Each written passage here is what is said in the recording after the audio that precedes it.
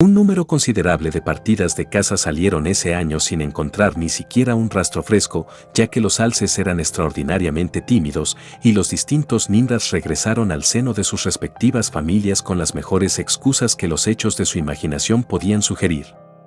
El Dr. Cathcart, entre otros, regresó sin un trofeo, pero en cambio trajo el recuerdo de una experiencia que, según él, valió la pena de todos los alces que se hayan disparado. Pero Cathcart, de Aberdeen, estaba interesado en otras cosas además de los alces, entre ellas los caprichos de la mente humana. Esta historia en particular, sin embargo, no se menciona en su libro sobre alucinaciones colectivas por la sencilla razón, así se lo confió una vez a un colega, de que él mismo desempeñó un papel demasiado íntimo en ella como para formarse un juicio competente del asunto en su conjunto. Además de él mismo y de su guía, Hank Davis, estaba el joven Simpson, su sobrino, un estudiante de teología destinado al Wickkirk, que entonces estaba en su primera visita a los bosques canadienses, y el guía de este último, Defago. Joseph Defago era un Kenak francés que se había alejado de su provincia natal de Quebec años atrás y había quedado atrapado en Rat Portage cuando se estaba construyendo el ferrocarril del Pacífico canadiense, un hombre que, además de su incomparable conocimiento de la artesanía de la madera y de la cultura de los arbustos, también podía cantar las viejas canciones de los viajeros y contar una gran historia de caza. Además, era profundamente susceptible a ese singular hechizo que la naturaleza salvaje ejerce sobre ciertas naturalezas solitarias y amaba las soledades salvajes con una especie de pasión romántica que llegaba casi a la obsesión. La vida de los bosques le fascinaba, y de ahí, sin duda, su gran eficacia a la hora de abordar sus misterios. En esta expedición en particular fue la elección de Hank. Hank lo conocía y juraba por él. También le juraba, en broma, como podría hacerlo un amigo, y como tenía un vocabulario de juramentos pintorescos, aunque totalmente sin sentido, la conversación entre los dos robustos y resistentes leñadores era a menudo bastante animada. Este río de improperios, sin embargo, Hank accedió a frenar un poco por respeto a su antiguo jefe de caza, el Dr. Cathcart, al que, por supuesto, se dirigía según la moda del país como Doc, y también porque entendía que el joven Simpson ya era un poco párroco. Sin embargo, tenía una objeción con respecto a Defago, y solo una, que el franco-canadiense mostraba a veces lo que Hank describía como el resultado de una mente maldita y lúgubre, lo que significaba, aparentemente, que a veces era fiel al tipo latino, y sufría ataques de una especie de morosidad silenciosa cuando nada podía inducirle a hablar. Defago, es decir, era imaginativo y melancólico. Y, por regla general, era un periodo demasiado largo de civilización el que le inducía los ataques, pues unos pocos días en la naturaleza los curaban invariablemente. Este era el grupo de 4 personas que se encontraban en el campamento la última semana de octubre de ese tímido año del alce, en el desierto al norte de Rat Portage, un país abandonado y desolado. También estaba Punk, un indio que había acompañado al Dr. Cathcart y a Hank en sus viajes de caza en años anteriores y que actuaba como cocinero. Su deber se limitaba a permanecer en el campamento, pescar y preparar filetes de venado y café a los pocos minutos. Se vestía con las ropas gastadas que le habían legado sus antiguos clientes y, salvo por su pelo negro y su piel oscura, no se parecía más a un piel roja de verdad que un negro de teatro a un africano de verdad. Sin embargo, a pesar de todo esto, Punk tenía todavía los instintos de su raza moribunda, su silencio taciturno y su resistencia sobrevivieron, también su superstición. Aquella noche, el grupo que rodeaba el fuego estaba desanimado, pues había pasado una semana sin que se descubriera un solo signo de alce reciente. Defago había cantado su canción y se había sumergido en una historia, pero Hank, de mal humor, le recordaba tan a menudo que seguía dándole vueltas a lo de los hechos, que no era más que una mentira agotada, que el francés se había sumido finalmente en un silencio malhumorado que nada parecía poder romper. El Dr. Cathcart y su sobrino habían terminado de trabajar después de un día agotador. Punk estaba lavando los platos, gruñendo para sí mismo bajo el cobertizo de ramas, donde luego también durmió. Nadie se preocupó de avivar el fuego que se extinguía lentamente. En lo alto, las estrellas brillaban en un cielo bastante invernal, y había tan poco viento que el hielo ya se estaba formando sigilosamente a lo largo de las orillas del tranquilo lago que tenían detrás. El silencio del vasto bosque que los escuchaba avanzó y los envolvió. Hank intervino de repente con su voz nasal. Estoy a favor de abrir nuevos caminos mañana, Doc, observó con energía, mirando a su jefe. Por aquí no tenemos ni la más mínima posibilidad de un Dago muerto. De acuerdo, dijo Cathcart, siempre un hombre de pocas palabras. Creo que la idea es buena. Claro, papá, es buena, continuó Hank con confianza. Supongamos que tú y yo nos dirigimos al oeste, hacia Garden Lake, para variar. Ninguno de nosotros ha tocado aún ese tranquilo pedazo de tierra. Estoy contigo. Y tú, Défago, llévate al señor Simpson en la canoa pequeña, cruza el lago, entra en 50 Island Water y echa un vistazo a la orilla sur. Los alces se comportaron muy bien allí el año pasado y, por lo que sabemos, pueden volver a hacerlo este año solo para fastidiarnos.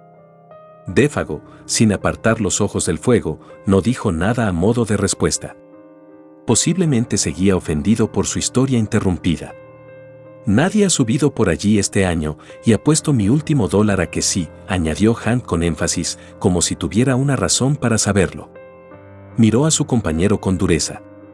Será mejor que cojas la pequeña tienda de seda y te quedes fuera un par de noches, concluyó, como si el asunto estuviera definitivamente resuelto. Porque Hank era reconocido como el organizador general de la cacería y el encargado del grupo. Era obvio para cualquiera que Défago no se lanzaba por el plan, pero su silencio parecía transmitir algo más que una desaprobación ordinaria, y por su sensible rostro oscuro pasó una curiosa expresión como un destello de luz de fuego, aunque no tan rápido como para que los tres hombres no tuvieran tiempo de captarla. Me pareció que se burlaba por alguna razón, dijo Simpson después en la tienda que compartía con su tío. El doctor Cathcart no respondió de inmediato, aunque la mirada le había interesado lo suficiente como para tomar nota de ella.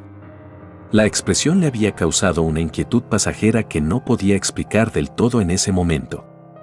Pero Hank, por supuesto, había sido el primero en notarlo, y lo extraño fue que en lugar de volverse explosivo o enojado por la renuencia del otro, de inmediato comenzó a complacerlo un poco. Pero no hay ninguna razón especial por la que nadie haya subido allí este año, dijo con un perceptible silencio en su tono, no la razón a la que te refieres. El año pasado fueron los incendios los que mantuvieron a la gente fuera, y este año supongo que simplemente sucedió así, eso es todo. Su forma de actuar pretendía ser claramente alentadora. Joseph Défago levantó los ojos un momento y luego los volvió a bajar. Un soplo de viento salió del bosque y agitó las brasas hasta convertirlas en un fuego pasajero. El doctor Cathcart volvió a notar la expresión en el rostro del guía y de nuevo no le gustó. Pero esta vez la naturaleza de la mirada se traicionó a sí misma. En esos ojos, por un instante, captó el brillo de un hombre asustado en su propia alma. Le inquietó más de lo que se atrevió a admitir. ¿Indios malos por allí?, preguntó, con una risa para aliviar un poco la situación, mientras Simpson, demasiado somnoliento para darse cuenta de este sutil juego de manos, se iba a la cama con un prodigioso bostezo, o algo malo en el país, añadió, cuando su sobrino ya no pudo oírlo. Hank le miró con algo menos de su franqueza habitual. Está muy asustado, respondió con buen humor. Asustado por una vieja historia. Eso es todo, ¿no es así, amigo? Y le dio a Défago una patada amistosa en el pie de mocasín que tenía más cerca del fuego. Défago levantó la vista rápidamente, como si saliera de una ensoñación interrumpida, una ensoñación, sin embargo, que no le había impedido ver todo lo que ocurría a su alrededor. No hay nada, respondió, con un tono de desafío. No hay nada en el monte que pueda asustar a Joseph Défago, y no lo olvides.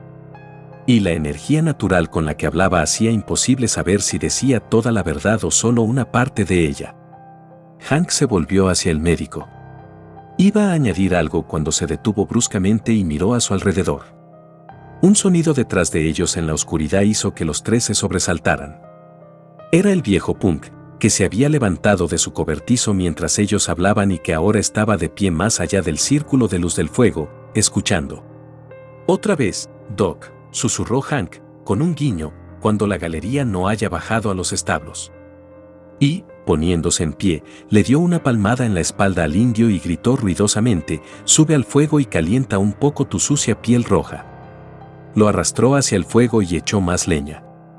Fue una muy buena comida la que nos diste hace 1 o 2 horas, continuó con entusiasmo, como si quisiera que el hombre pensara en otra cosa, y no es cristiano dejarte ahí fuera congelando tu alma hasta el infierno mientras nosotros nos calentamos bien. Punk entró y se calentó los pies, sonriendo oscuramente ante la volubilidad del otro, que solo entendía a medias, pero sin decir nada. Y en ese momento el Dr. Cathcart, viendo que era imposible seguir conversando, siguió el ejemplo de su sobrino y se fue a la tienda, dejando a los 3 hombres fumando sobre el fuego que ahora ardía.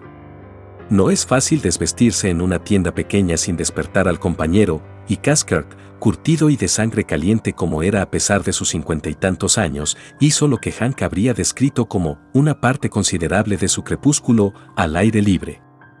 Se dio cuenta, durante el proceso, de que Punk había vuelto a su cabaña y que Hank y Défago estaban trabajando a martillazos, o mejor dicho, a martillazos, siendo el pequeño franco-canadiense el yunque. Todo era muy parecido a la imagen escénica convencional del melodrama del oeste, el fuego iluminando sus rostros con manchas alternas de rojo y negro. Défago, con sombrero de paja y mocasines, en el papel de villano de las Tierras Malas, Hank, con la cara descubierta y sin sombrero, con ese temerario movimiento de hombros, el héroe honesto y engañado, y el viejo Punk, escuchando a hurtadillas en el fondo, aportando la atmósfera de misterio. El doctor sonrió al notar los detalles, pero al mismo tiempo algo en su interior apenas sabía que se encogió un poco, como si un soplo casi imperceptible de advertencia hubiera tocado la superficie de su alma y se hubiera ido de nuevo antes de que pudiera aprovecharlo.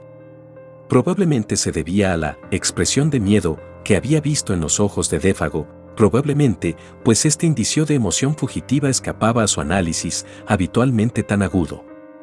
Défago, era vagamente consciente, podría causar problemas de alguna manera. No era un guía tan firme como Hank, por ejemplo. Más allá de eso, no podía conseguir. Observó a los hombres un momento más antes de meterse en la tienda mal ventilada donde Simpson ya dormía profundamente. Hank, vio, estaba jurando como un africano loco en un salón de negros de Nueva York, pero era el juramento del afecto. Los ridículos juramentos volaban libremente ahora que la causa de su obstrucción estaba dormida. En un momento dado, puso su brazo casi con ternura sobre el hombro de su camarada y se alejaron juntos hacia las sombras donde su tienda brillaba débilmente. También Punk, un momento después, siguió su ejemplo y desapareció entre sus olorosas mantas en la dirección opuesta. El Dr. Cathcart se acostó igualmente, con el cansancio y el sueño luchando todavía en su mente con una oscura curiosidad por saber qué era lo que había asustado a Défago sobre el país del camino de 50 Island Water, preguntándose también por qué la presencia de Punk había impedido completar lo que Hank tenía que decir. Entonces el sueño le venció. Mañana lo sabría. Hank le contaría la historia mientras caminaban tras el esquivo alce. Se hizo un profundo silencio en torno al pequeño campamento, plantado allí tan audazmente en las fauces del desierto. El lago brillaba como una lámina de cristal negro bajo las estrellas. El aire frío pinchaba. En las corrientes de aire de la noche que vertían su marea silenciosa desde las profundidades del bosque, con mensajes de las crestas distantes y de los lagos que apenas comenzaban a congelarse, ya se encontraban los débiles y sombríos olores del invierno que se avecinaba. Los hombres blancos, con su sordo olfato, nunca los habrían adivinado, la fragancia del fuego de leña les habría ocultado estos indicios casi eléctricos del musgo y la corteza y el endurecimiento del pantano a 100 millas de distancia. Incluso Hank y Défago, sutilmente compenetrados con el alma del bosque como estaban, probablemente habrían extendido sus delicadas fosas nasales en vano. Pero 1 hora más tarde, cuando todos dormían como muertos, el viejo Punk se arrastró desde sus mantas y bajó a la orilla del lago como una sombra, silenciosamente, como solo la sangre india puede moverse. Levantó la cabeza y miró a su alrededor. La espesa oscuridad hacía que la vista fuera de poca utilidad, pero, al igual que los animales, poseía otros sentidos que la oscuridad no podía acallar. Escuchó y luego olfateó el aire. Inmóvil como un tallo de cicuta, permaneció allí. Al cabo de 5 minutos volvió a levantar la cabeza y a olfatear, y una vez más. Un cosquilleo de los maravillosos nervios que no se delataba con ningún signo externo, lo recorrió mientras saboreaba el agudo aire.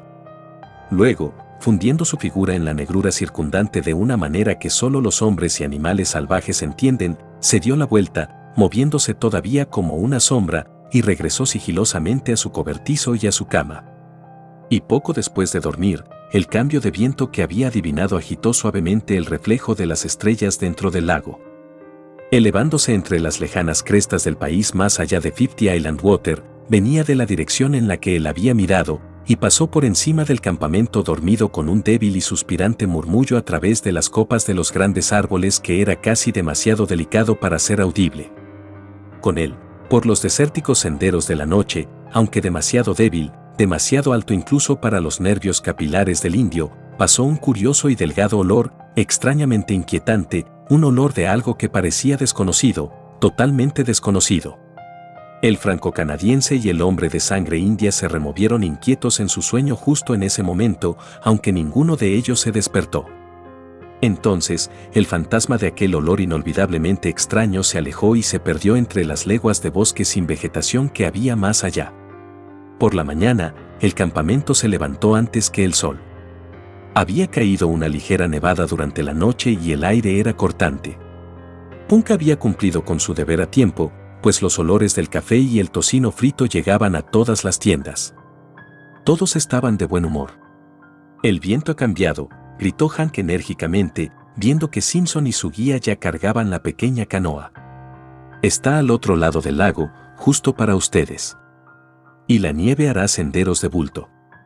Si hay algún alce que ande por ahí, no conseguirá ni siquiera oler su cola con el viento que hace. Buena suerte, Monsieur Défago», añadió, dándole al nombre su pronunciación francesa por una vez, buena oportunidad. Défago devolvió los buenos deseos, aparentemente con el mejor de los ánimos, el ánimo silencioso desaparecido. Antes de las 8, el viejo Punk tenía el campamento para él solo, Caskert y Hank estaban muy lejos en el sendero que llevaba hacia el oeste, mientras que la canoa que llevaba a Défago y Simpson, con tienda de seda y comida para 2 días, era ya una mancha oscura que se balanceaba en el seno del lago, dirigiéndose hacia el este. La nitidez invernal del aire se atenuaba ahora con un sol que coronaba las crestas boscosas y resplandecía con un calor lujoso sobre el mundo del lago y el bosque que había debajo. Los colimbos volaban rozando el espumoso rocío que levantaba el viento, los buzos sacudían sus cabezas chorreantes hacia el sol y volvían a desaparecer de la vista, y hasta donde alcanzaba la vista se alzaban las leguas de interminable y apiñado monte, desolado en su solitaria extensión y grandeza, sin haber sido pisado por el hombre, y extendiendo su poderosa e intacta alfombra hasta las heladas costas de la bahía de Hudson. Simpson, que lo vio todo por primera vez mientras remaba con fuerza en la proa de la canoa danzante, quedó encantado con su austera belleza. Su corazón bebía la sensación de libertad y de grandes espacios al igual que sus pulmones bebían el viento fresco y perfumado. Detrás de él, en el asiento de popa, cantando fragmentos de sus cantos nativos, Défago dirigía la embarcación de corteza de abedul como si fuera algo vivo, respondiendo alegremente a todas las preguntas de su compañero. Ambos se mostraban alegres y desenfadados. En tales ocasiones los hombres pierden las distinciones superficiales y mundanas, se convierten en seres humanos que trabajan juntos por un fin común. Simpson, el patrón, y Défago el empleado, entre estas fuerzas primitivas, eran simplemente 2 hombres, el guiador y el guiado. El conocimiento superior, por supuesto, asumió el control, y el hombre más joven cayó sin pensarlo 2 veces en la posición de cuasi subordinado. Nunca se le ocurrió objetar cuando Défago dejó de lado el «señor» y se dirigió a él como «Say, Simpson» o «Simpson, jefe», lo que ocurría invariablemente antes de que llegaran a la orilla más lejana después de una dura remada de 12 millas con viento en contra. Solo se reía, y le gustaba, luego dejaba de notarlo en absoluto. Porque este, estudiante de divinidad, era un joven de partes y de carácter, aunque todavía, por supuesto, no había viajado, y en este viaje, la primera vez que veía un país que no fuera el suyo y la pequeña Suiza, la enorme escala de las cosas lo desconcertó un poco. Se dio cuenta de que una cosa era oír hablar de los bosques primitivos y otra muy distinta verlos. Vivir en ellos y conocer su vida salvaje era, de nuevo, una iniciación a la que ningún hombre inteligente podría someterse sin un cierto cambio de los valores personales que hasta entonces consideraba permanentes y sagrados. Simpson conoció el primer y débil indicio de esta emoción cuando tuvo el nuevo rifle 303 en sus manos y miró a lo largo de su par de cañones impecables y relucientes. El viaje de 3 días hasta su cuartel general, por el lago y el Portage, había llevado el proceso una etapa más allá. Y ahora que estaba a punto de sumergirse, incluso más allá de la franja de desierto donde estaban acampados, en el corazón virgen de regiones deshabitadas tan vastas como la propia Europa, la verdadera naturaleza de la situación le invadió con un efecto de deleite y asombro que su imaginación era plenamente capaz de apreciar. Eran él y Défago contra una multitud, al menos contra un titán. El sombrío esplendor de estos remotos y solitarios bosques lo abrumaba con la sensación de su propia pequeñez. Esa severa cualidad de los enmarañados bosques que solo puede describirse como despiadada y terrible, surgió de estos lejanos bosques azules nadando en el horizonte y se reveló. Comprendió la advertencia silenciosa. Se dio cuenta de su propia impotencia. Solo Défago, como símbolo de una civilización lejana en la que el hombre era el amo, se interponía entre él y una muerte despiadada por agotamiento e inanición. Por lo tanto, fue emocionante para él ver a Défago volcar la canoa en la orilla, guardar los remos cuidadosamente debajo, y luego proceder a marcar los tallos de los abetos a cierta distancia a cada lado de un sendero casi invisible, con el comentario descuidado de: «Oye, Simpson, si me pasa algo, encontrarás la canoa toda corregida por estas marcas». Luego golpea hacia el oeste en el sol para golpear el campamento de origen de nuevo, ¿ves? Era lo más natural del mundo, y lo dijo sin ninguna inflexión notable de la voz, solo que pasó a expresar las emociones del joven en ese momento con una expresión que era simbólica de la situación y de su propia impotencia como factor en ella. Estaba solo con Défago en un mundo primitivo, eso era todo. La canoa, otro símbolo de la ascensión del hombre, iba a quedar atrás. Aquellas pequeñas manchas amarillas hechas en los árboles por el hacha eran los únicos indicios de su escondite.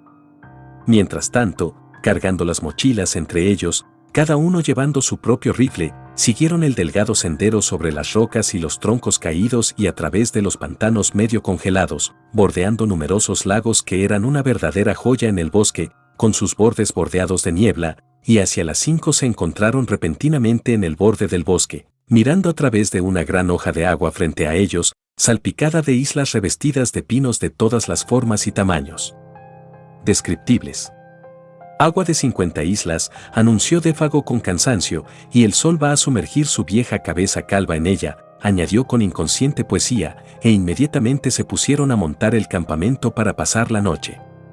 En muy pocos minutos, bajo esas hábiles manos que nunca hacían un movimiento de más o de menos, la tienda de seda estaba tensa y acogedora, las camas de ramas de bálsamo listas para ser colocadas, y un vigoroso fuego para cocinar ardía con el mínimo de humo. Mientras el joven escocés limpiaba el pescado que habían capturado al curricán detrás de la canoa, Défago adivinó que, tan pronto, daría una vuelta por el monte en busca de indicios de alces. Puede que se encuentre con un tronco en el que se hayan tirado y frotado los cuernos, dijo, mientras se alejaba, o que se alimenten de las últimas hojas de arce, y se fue. Su pequeña figura se desvaneció como una sombra en el crepúsculo, mientras Simpson observaba con una especie de admiración la facilidad con que el bosque lo absorbía en sí mismo. Parecía que a los pocos pasos ya no era visible. Sin embargo, había poca maleza por aquí, los árboles estaban algo separados, bien espaciados, y en los claros crecían el abedul plateado y el arce, puntiagudos y esbeltos, frente a los inmensos tallos del abeto y la cicuta. Si no fuera por los monstruos postrados de vez en cuando, y por las rocas grises que sobresalían del suelo, bien podría haber sido un parque en el viejo continente. Casi, uno podría haber visto en él la mano del hombre. Sin embargo, un poco más a la derecha comenzaba la gran sección quemada, de kilómetros de extensión, que proclamaba su verdadero carácter, el brûlé, como se le llama, donde los incendios del año anterior habían hecho estragos durante semanas, y los tocones ennegrecidos se alzaban ahora demacrados y feos, desprovistos de ramas, como gigantescas cabezas de cerillas clavadas en el suelo, salvajes y desolados más allá de las palabras. El perfume del carbón y de las cenizas empapadas por la lluvia aún flotaba débilmente en el lugar.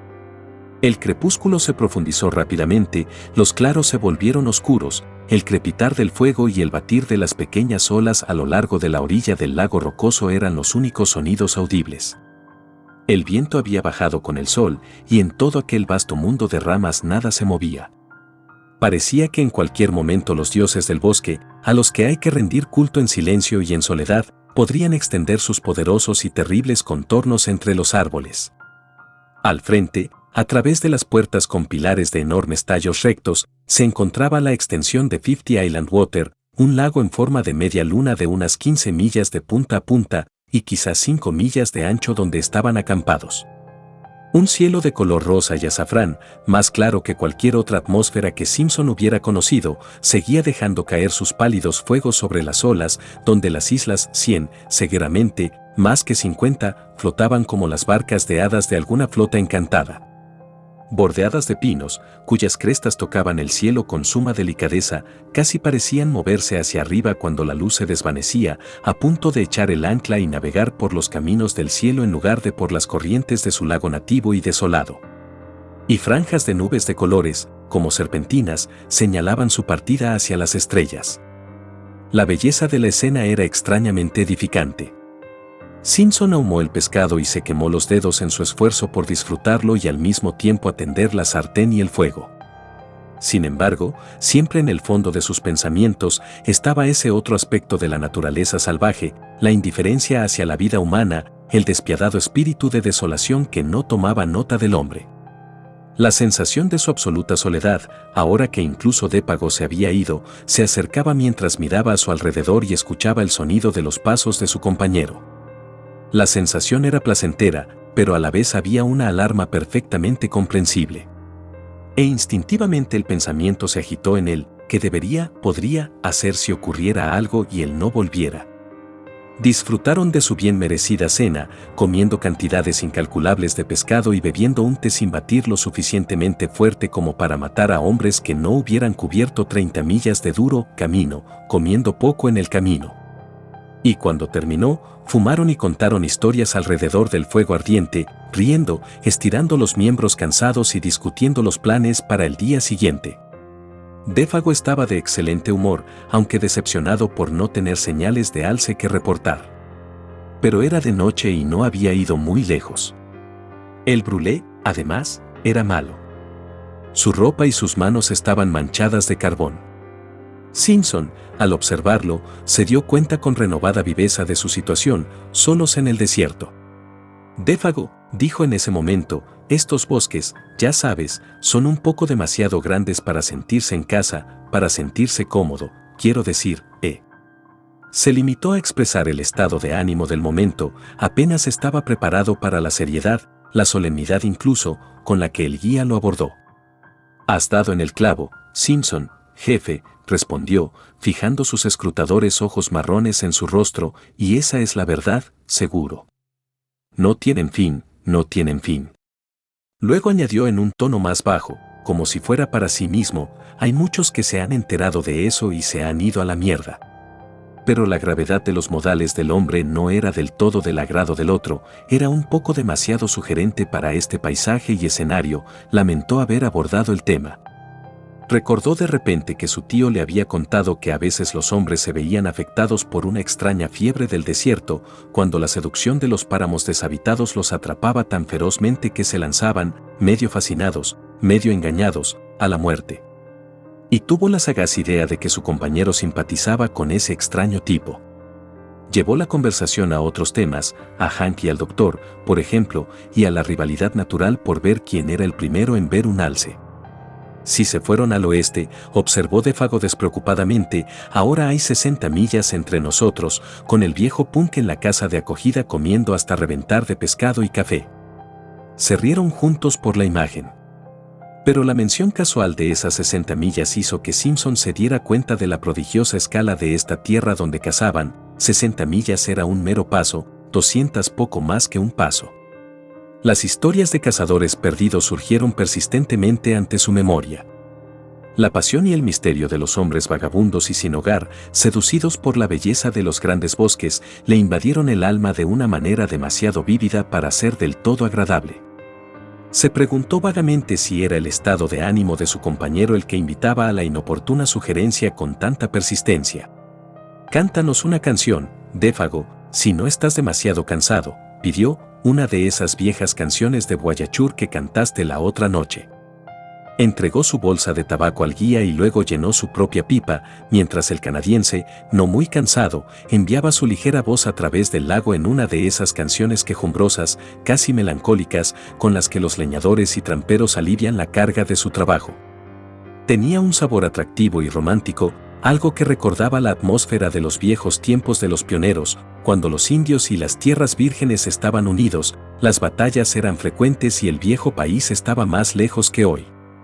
El sonido viajaba agradablemente sobre el agua, pero el bosque a sus espaldas parecía tragárselo con un solo trago que no permitía ni el eco ni la resonancia. Fue a mitad de la tercera estrofa cuando Simpson notó algo inusual, algo que hizo que sus pensamientos regresaran con una ráfaga de escenas lejanas. La voz del hombre había experimentado un curioso cambio. Incluso antes de saber de qué se trataba, se sintió incómodo y, al levantar la vista rápidamente, vio que Défago, aunque seguía cantando, miraba a su alrededor en la maleza, como si hubiera oído o visto algo. Su voz se hizo más tenue, se redujo a un silencio, y luego cesó por completo. En el mismo instante, con un movimiento asombrosamente alerta, se puso en pie y se levantó olfateando el aire. Como un perro que olfatea un juego, aspiró el aire en sus fosas nasales en breves y agudas respiraciones, girando rápidamente mientras lo hacía en todas las direcciones y finalmente señalando hacia la orilla del lago, hacia el este. Era una actuación desagradablemente sugerente y al mismo tiempo singularmente dramática.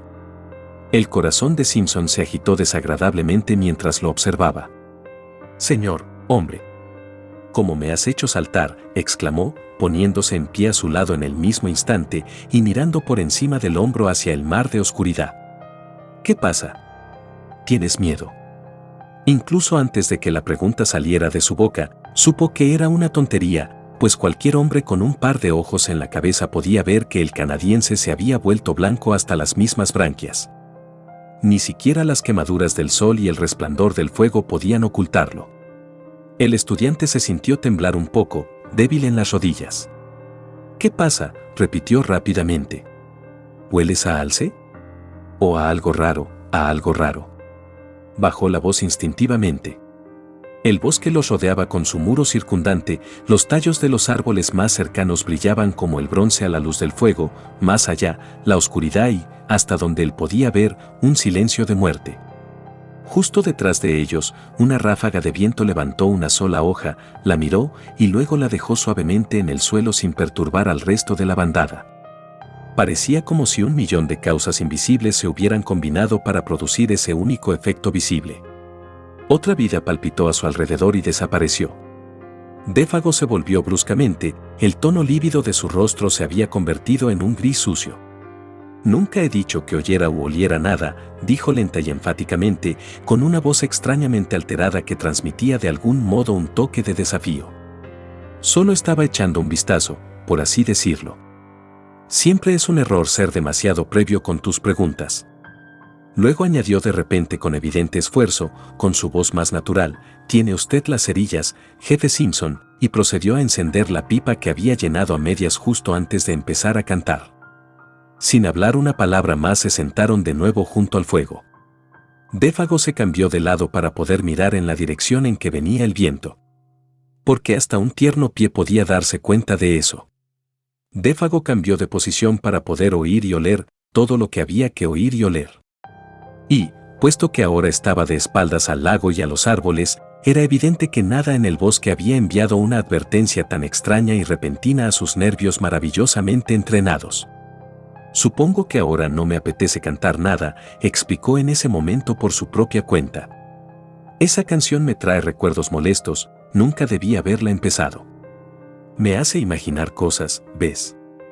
Era evidente que el hombre seguía luchando con alguna emoción profundamente conmovedora. Deseaba excusarse ante los ojos del otro. Pero la explicación, al ser solo una parte de la verdad, era una mentira y sabía perfectamente que Simpson no se dejaba engañar por ella. Porque nada podía explicar el lívido terror que se había apoderado de su rostro mientras estaba allí oliendo el aire. Y nada, ninguna hoguera, ni ninguna charla sobre temas ordinarios podría hacer que aquel campamento fuera exactamente igual que antes.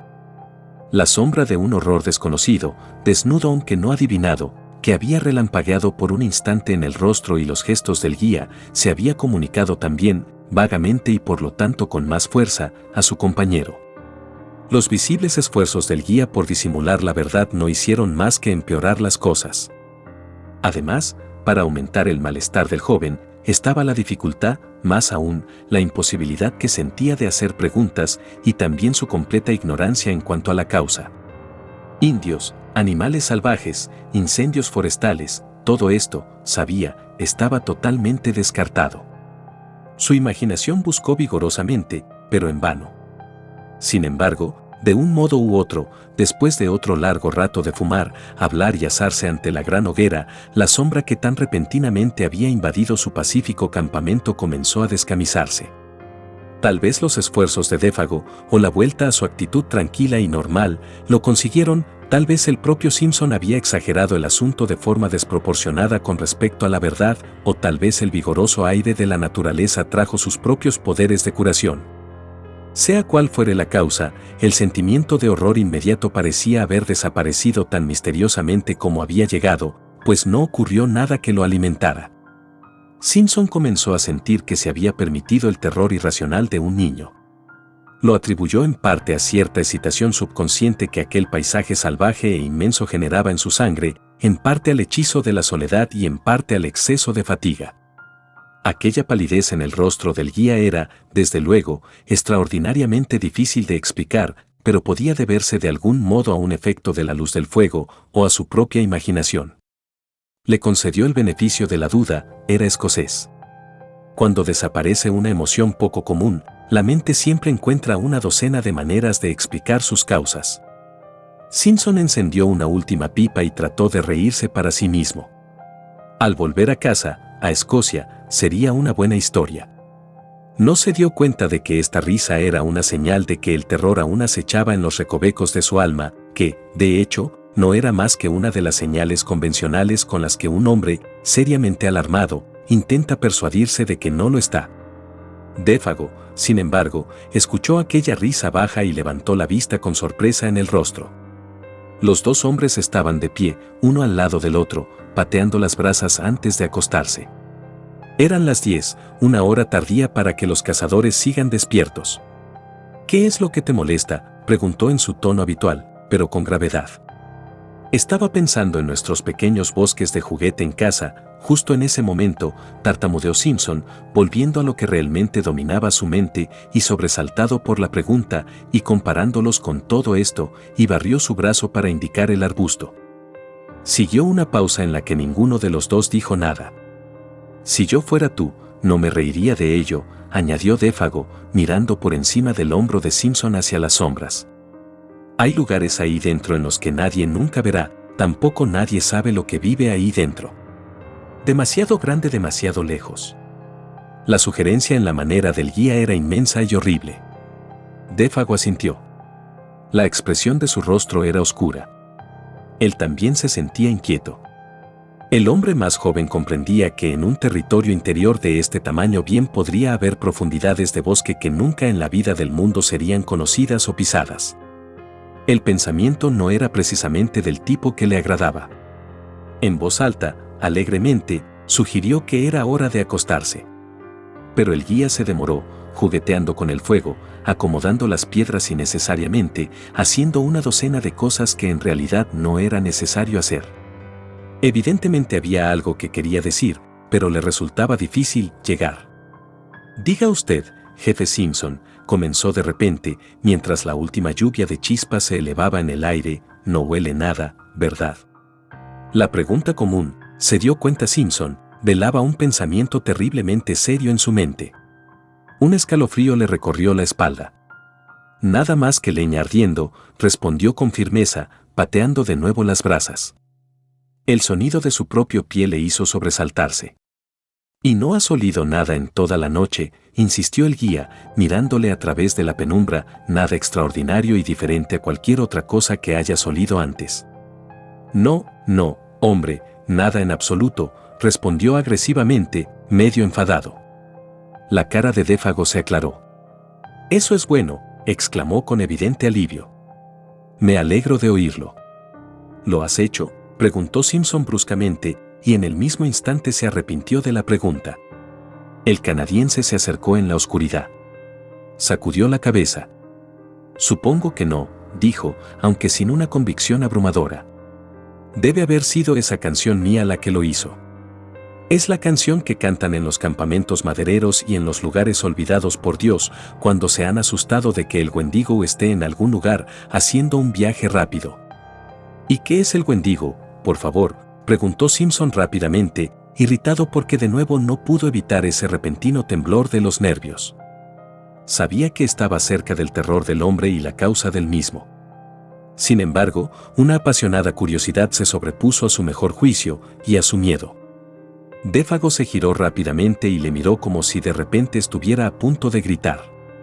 Sus ojos brillaban, pero su boca estaba muy abierta. Sin embargo, todo lo que dijo, o más bien susurró, porque su voz se hundió muy bajo, fue: no es nada, nada más que lo que creen esos piojosos cuando llevan demasiado tiempo dándole a la botella, una especie de gran animal que vive allá arriba. Sacudió la cabeza hacia el norte, rápido como un rayo en sus huellas, y más grande que cualquier otra cosa en el monte, y que se supone que no es muy bueno de ver, eso es todo.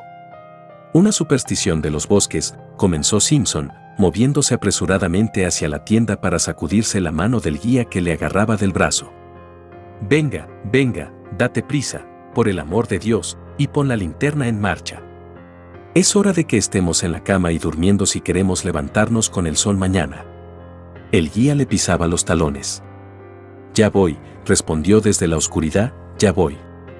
Y tras un leve retraso apareció con la linterna y la colgó de un clavo en el poste delantero de la tienda. Las sombras de un centenar de árboles cambiaron de lugar rápidamente mientras él lo hacía, y cuando tropezó con la cuerda, sumergiéndose rápidamente en el interior, toda la tienda tembló como si una ráfaga de viento la golpeara. Los dos hombres se acostaron, sin desvestirse, en sus camas de suaves ramas de bálsamo, astutamente dispuestas. En el interior, todo era cálido y acogedor, pero en el exterior, el mundo de los árboles se apiñaba a su alrededor, reuniendo sus millones de sombras y asfixiando la pequeña tienda que se alzaba como una pequeña concha blanca frente al océano del tremendo bosque. Sin embargo, entre las dos figuras solitarias que estaban dentro, presionaba otra sombra que no era una sombra de la noche. Era la sombra proyectada por el extraño miedo, nunca exorcizado del todo, que había saltado de repente sobre Défago en medio de su canto. Y Simpson, mientras yacía allí, observando la oscuridad a través de la solapa abierta de la tienda, listo para sumergirse en el fragante abismo del sueño, conoció primero esa quietud única y profunda de un bosque primitivo cuando no se agita el viento, y cuando la noche tiene peso y sustancia que entra en el alma para atar un velo sobre ella. Entonces el sueño se lo llevó. Así, al menos, le parecía a él.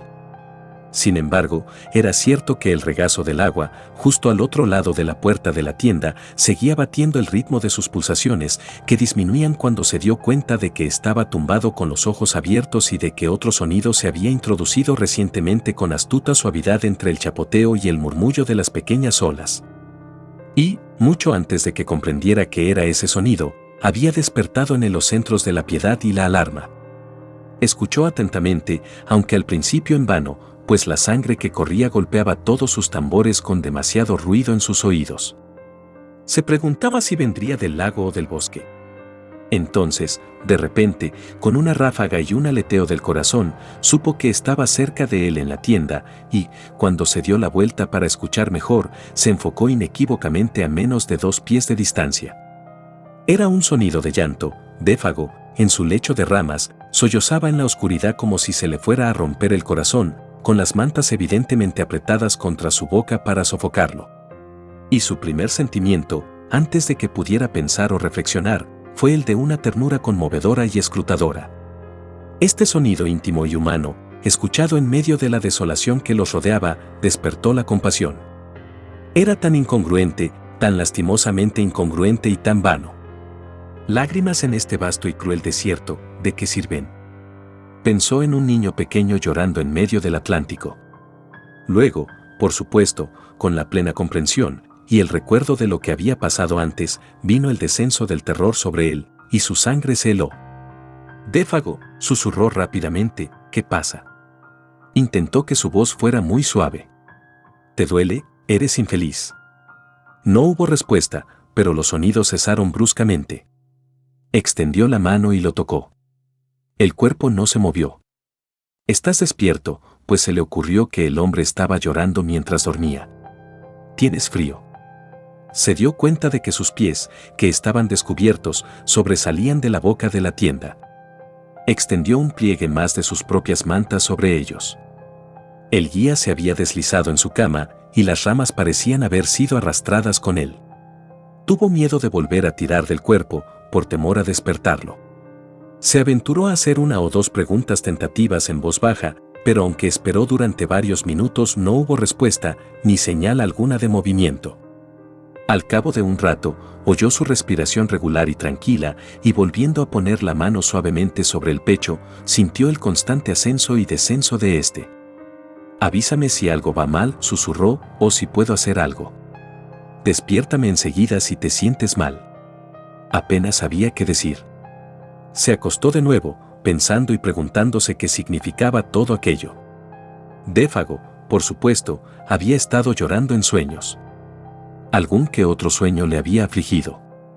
Sin embargo, nunca en su vida olvidaría aquel lastimoso sonido de los sollozos y la sensación de que todo el horrible desierto del bosque escuchaba.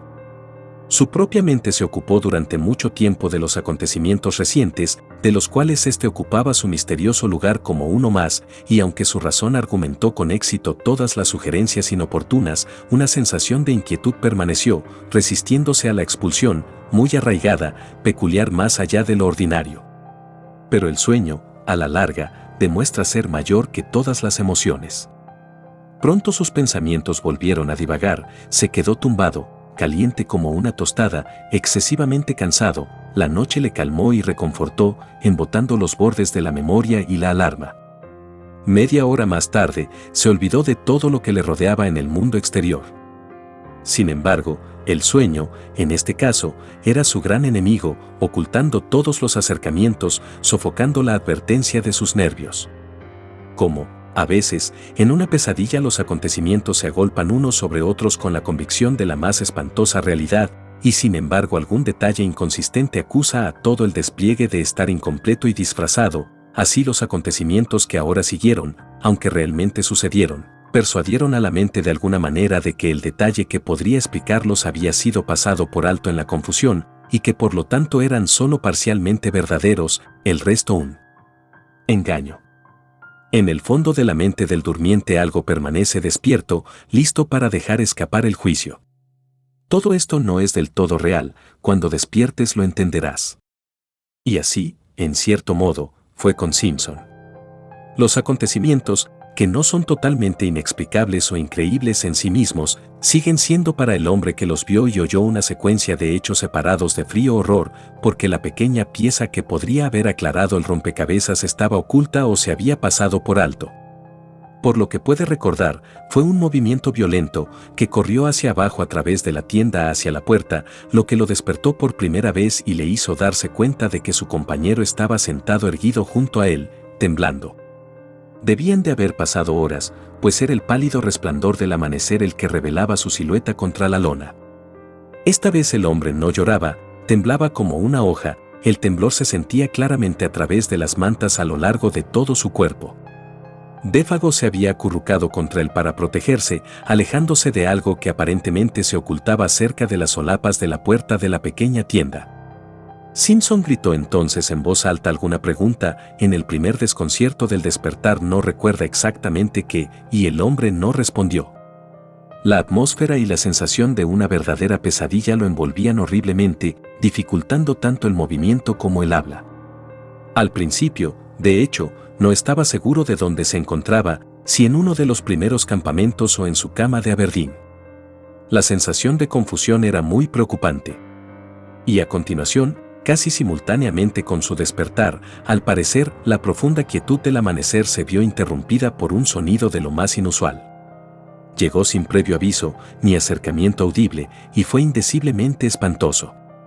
Era una voz, declara Simpson, posiblemente una voz humana, ronca y a la vez quejumbrosa, una voz suave y rugiente, cerca de la tienda, en lo alto y no en el suelo, de un volumen inmenso, pero de alguna extraña manera muy penetrante y seductoramente dulce.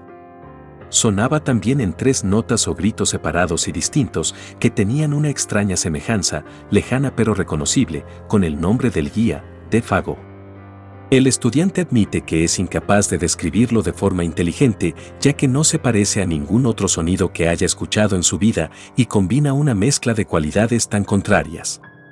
Una especie de voz ventosa y llorosa la llama como de algo solitario e indómito, salvaje y de poder abominable.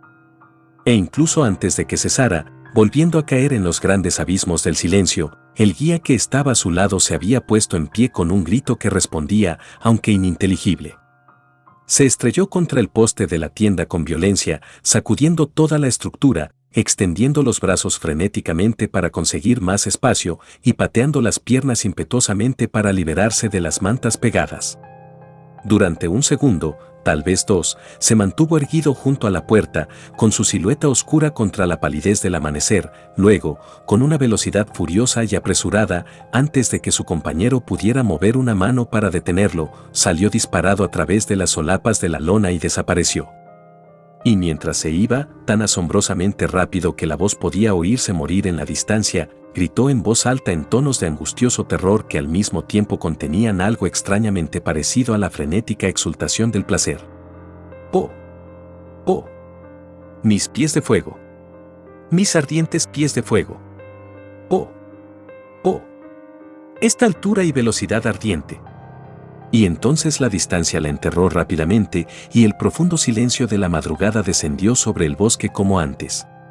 Todo había sucedido con tal rapidez que, de no ser por la evidencia de la cama vacía a su lado, Simpson casi podría haber creído que era el recuerdo de una pesadilla arrastrada por el sueño. Todavía sentía la cálida presión de aquel cuerpo desaparecido contra su costado, allí yacían las mantas retorcidas en un montón, la misma tienda todavía temblaba con la vehemencia de la impetuosa partida. Las extrañas palabras resonaban en sus oídos, como si aún las escuchara en la distancia. El lenguaje salvaje de una mente repentinamente afectada. Además, no eran solo los sentidos de la vista y el oído los que informaban a su cerebro de cosas poco comunes, pues incluso mientras el hombre lloraba y corría, se había dado cuenta de que un extraño perfume, tenue pero penetrante, impregnaba el interior de la tienda.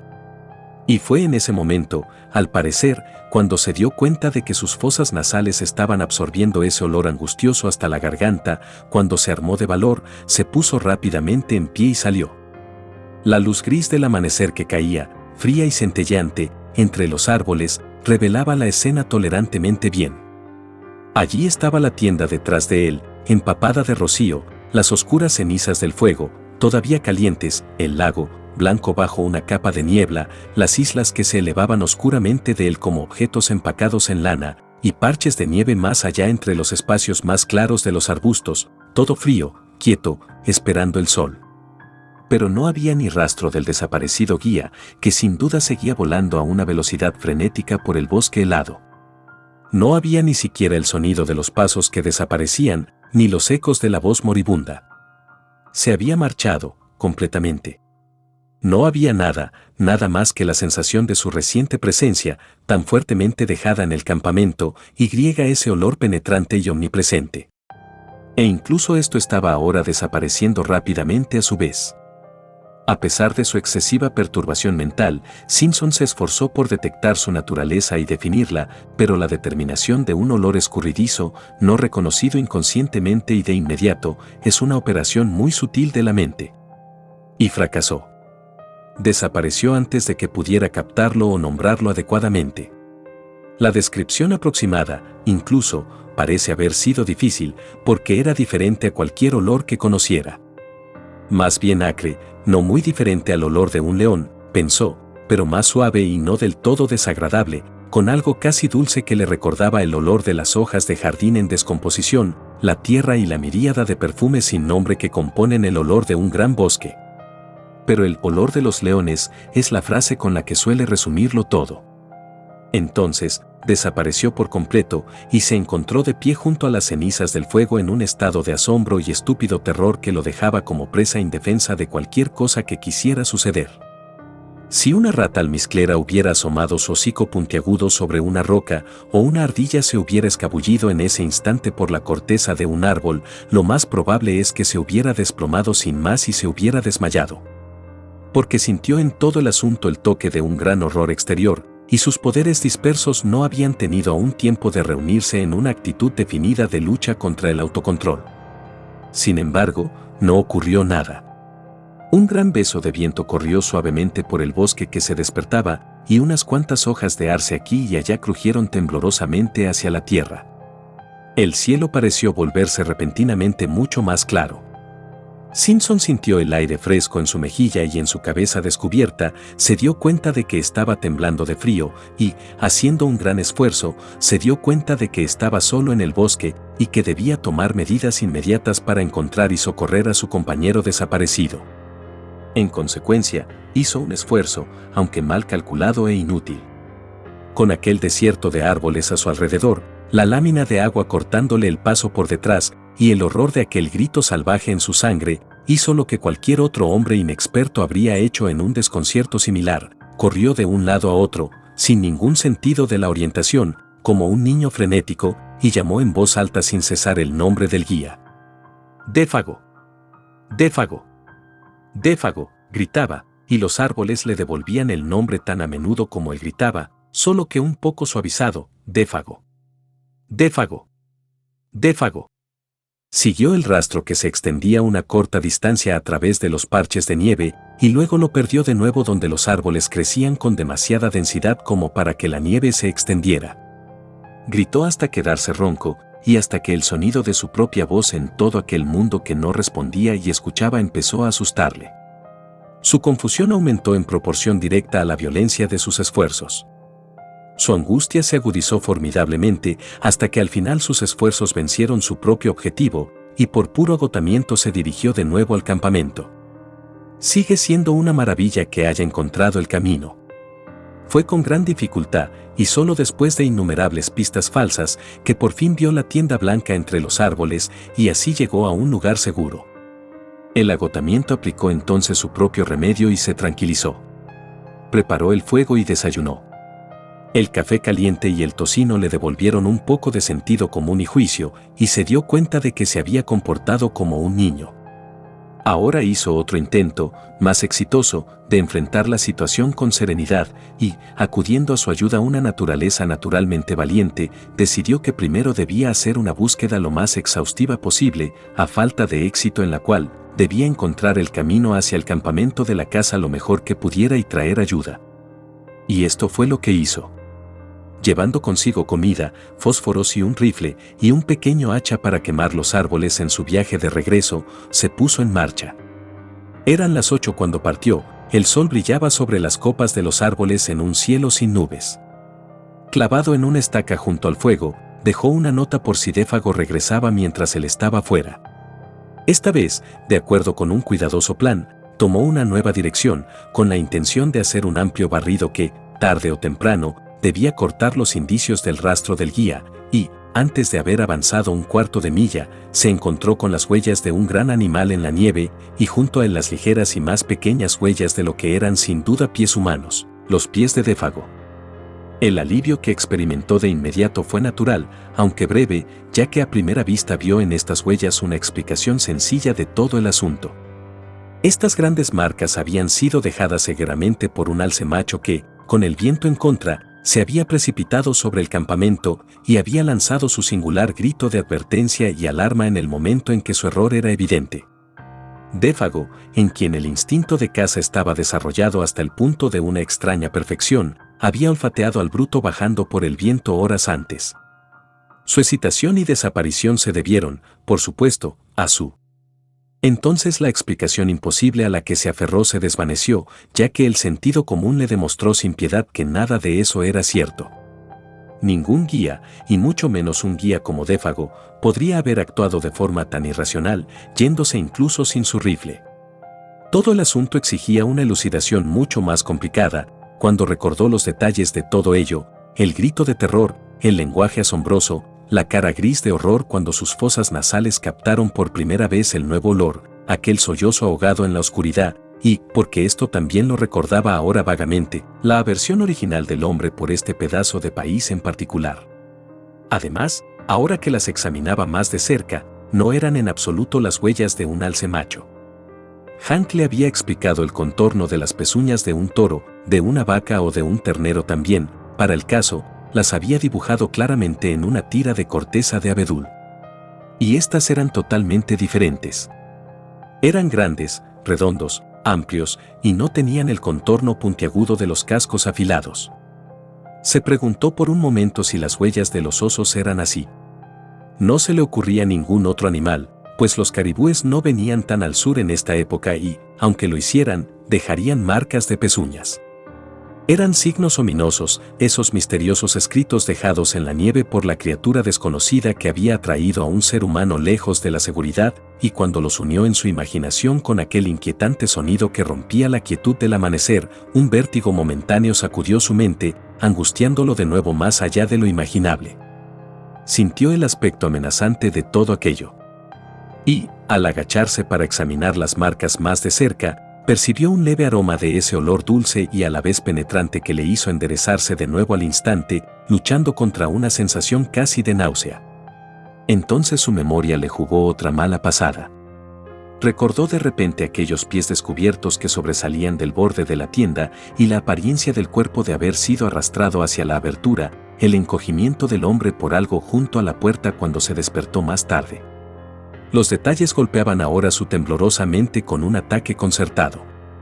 Parecían reunirse en aquellos espacios profundos del bosque silencioso que le rodeaba, donde la multitud de árboles se mantenía a la espera, escuchando, observando para ver qué hacía. El bosque se cerraba a su alrededor. Sin embargo, con la persistencia del verdadero coraje, Simpson siguió adelante, siguiendo las huellas lo mejor que pudo, sofocando esas feas emociones que intentaban debilitar su voluntad. Arrasó innumerables árboles a medida que avanzaba, siempre temeroso de no poder encontrar el camino de vuelta, y gritando en voz alta a intervalos de unos pocos segundos el nombre del guía. El sordo golpeteo del hacha sobre los enormes troncos y los acentos antinaturales de su propia voz se convirtieron en sonidos que incluso temía oír. Porque llamaban la atención sin cesar sobre su presencia y su paradero exacto, y si realmente se daba el caso de que algo se estaba cazando a sí mismo de la misma manera que él estaba cazando a otro. Con un gran esfuerzo, aplastó el pensamiento en el instante en que surgió. Se dio cuenta de que era el comienzo de un desconcierto totalmente diabólico que no tardaría en destruirlo. Aunque la nieve no era continua, sino que se presentaba en forma de ráfagas poco profundas en los espacios más abiertos, no le resultó difícil seguir las huellas durante las primeras millas. Iban rectas como una línea arreglada allí donde los árboles lo permitían. La zancada pronto comenzó a aumentar en longitud, hasta que finalmente asumió proporciones que parecían absolutamente imposibles para cualquier animal ordinario. Se convirtieron en enormes saltos voladores. Midió uno de ellos, y aunque sabía que ese tramo de 18 pies debía ser de algún modo erróneo, no lograba entender por qué no encontraba ninguna señal en la nieve entre los puntos extremos. Pero lo que le dejó aún más perplejo, haciéndole sentir que su visión se había desviado por completo, fue que la zancada de Défago aumentaba de la misma manera y finalmente cubría las mismas distancias increíbles. Parecía como si la gran bestia lo hubiera levantado con él y lo hubiera llevado a través de esos asombrosos intervalos. Simpson, que era mucho más largo en la extremidad, se dio cuenta de que no podía abarcar ni la mitad del tramo dando un salto en carrera. Y la visión de estas enormes huellas, corriendo una al lado de la otra, evidencia silenciosa de un espantoso viaje en el que el terror o la locura habían urgido a resultados imposibles, fue profundamente conmovedora. Le impactó en lo más profundo de su alma. Era lo más horrible que sus ojos habían contemplado. Comenzó a seguirlos mecánicamente, casi distraídamente, mirando siempre por encima del hombro para ver si a él también lo seguía algo con una gigantesca pisada. Y pronto llegó a no darse cuenta de lo que significaban esas huellas dejadas en la nieve por algo innominado e indómito, siempre acompañadas por las huellas del pequeño franco-canadiense, su guía, su camarada, el hombre que había compartido su tienda unas horas antes, charlando, riendo, incluso cantando a su lado. Para un hombre de su edad e inexperiencia, solo un escocés astuto, tal vez, basado en el sentido común y establecido en la lógica, podría haber preservado incluso esa medida de equilibrio que este joven, de alguna manera u otra, logró conservar durante toda la aventura. De lo contrario, dos cosas que notó en ese momento, mientras avanzaba con determinación, lo habrían enviado de cabeza a la seguridad comparativa de su tienda, en lugar de hacer que sus manos se aferraran con más fuerza a la culata del rifle, mientras su corazón, entrenado para el Wikirk, enviaba una oración sin palabras hacia el cielo. Vio que ambas huellas habían sufrido un cambio, y este cambio, en lo que se refería a las pisadas del hombre, era de alguna manera indescifrable, atroz. La primera vez que lo notó fue en las pistas más grandes, y durante mucho tiempo no pudo creer lo que veían sus ojos. Eran las hojas voladas las que producían extraños efectos de luz y sombra, o que la nieve seca, que se deslizaba como arroz finamente molido por los bordes, proyectaba sombras y luces altas. ¿O era realmente el hecho de que las grandes marcas se habían coloreado débilmente? Porque alrededor de los profundos agujeros del animal aparecía ahora un misterioso tinte rojizo que se parecía más a un efecto de la luz que a algo que tiñera la sustancia de la propia nieve. Cada marca lo tenía, y lo tenía cada vez más, ese indistinto tinte de fuego que daba un nuevo toque de espantosidad al cuadro. Pero cuando, totalmente incapaz de explicarlo o de dar crédito, dirigió su atención a las otras huellas para descubrir si ellas también daban un testimonio similar, se dio cuenta de que éstas habían sufrido entre tanto un cambio infinitamente peor y cargado de una sugestión mucho más horrible. Porque, en los últimos 100 metros más o menos, vio que habían crecido gradualmente hasta parecerse a la huella original. El cambio se había producido de forma imperceptible, pero inconfundible. Era difícil ver dónde empezó el cambio. El resultado, sin embargo, era incuestionable. Más pequeñas, más ordenadas, más limpiamente modeladas, formaban ahora un duplicado exacto y cuidadoso de las huellas más grandes que había a su lado. Los pies que las producían, por tanto, también habían cambiado. Y algo en su mente se levantó con repugnancia y con terror al verlo. Simpson, por primera vez, dudó, luego, avergonzado por su alarma e indecisión, dio unos pasos apresurados hacia adelante, al instante siguiente se detuvo en seco. Inmediatamente delante de él cesaron todas las señales del rastro, ambas huellas llegaron a un abrupto final. Por todos lados, a lo largo de 100 metros y más, buscó en vano el menor indicio de su continuidad. No había nada. Los árboles eran muy espesos allí mismo, grandes árboles todos ellos, abetos, cedros, cicutas, no había maleza. Se quedó mirando a su alrededor, angustiado, sin capacidad de juicio. Entonces se puso a buscar de nuevo, y de nuevo, y de nuevo, pero siempre con el mismo resultado, nada. Los pies que habían impreso la superficie de la nieve hasta entonces, aparentemente, habían abandonado el suelo. Y fue en ese momento de angustia y confusión cuando el látigo del terror descargó su más bien calculado latigazo sobre su corazón.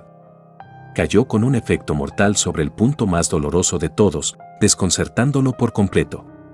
Había estado temiendo secretamente todo el tiempo que llegara, y llegó. A lo lejos, silenciada por la gran altura y la distancia, extrañamente adelgazada y lamentándose, oyó la voz llorosa de Défago, el guía. El sonido cayó sobre él desde aquel cielo inmóvil e invernal con un efecto de consternación y terror sin igual. El rifle cayó a sus pies. Permaneció inmóvil un instante, escuchando como si fuera con todo su cuerpo, y luego se tambaleó contra el árbol más cercano para apoyarse, desorganizado sin remedio en mente y espíritu. En ese momento, le pareció la experiencia más demoledora y perturbadora que jamás había conocido, de modo que su corazón se vació de todo sentimiento como por una repentina corriente de aire. ¡Oh! ¡Oh! ¡Esta altura ardiente! ¡Oh, mis pies de fuego! ¡Mis ardientes pies de fuego! Corrió en acentos lejanos y suplicantes de indescriptible atractivo esta voz de angustia por el cielo. Una vez que llamó, el silencio a través de todo el desierto de los árboles que escuchan. Y Simpson, sin saber apenas lo que hacía, se encontró corriendo de un lado a otro, buscando, llamando, tropezando con raíces y rocas, y lanzándose en un frenesí de persecución sin rumbo tras el llamador.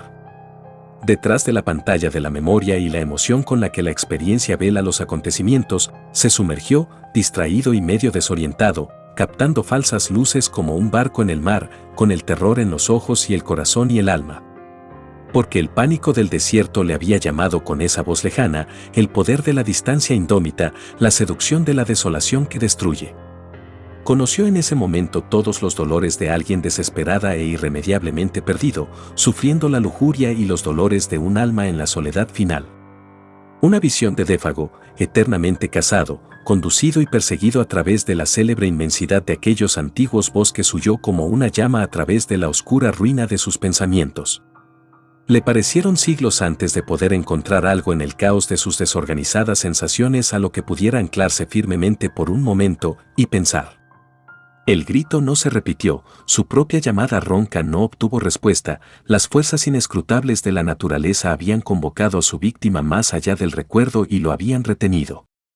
Sin embargo, buscó y llamó, al parecer, durante horas, ya que era tarde cuando finalmente decidió abandonar una persecución inútil y regresar a su campamento en las orillas de 50 Island Water.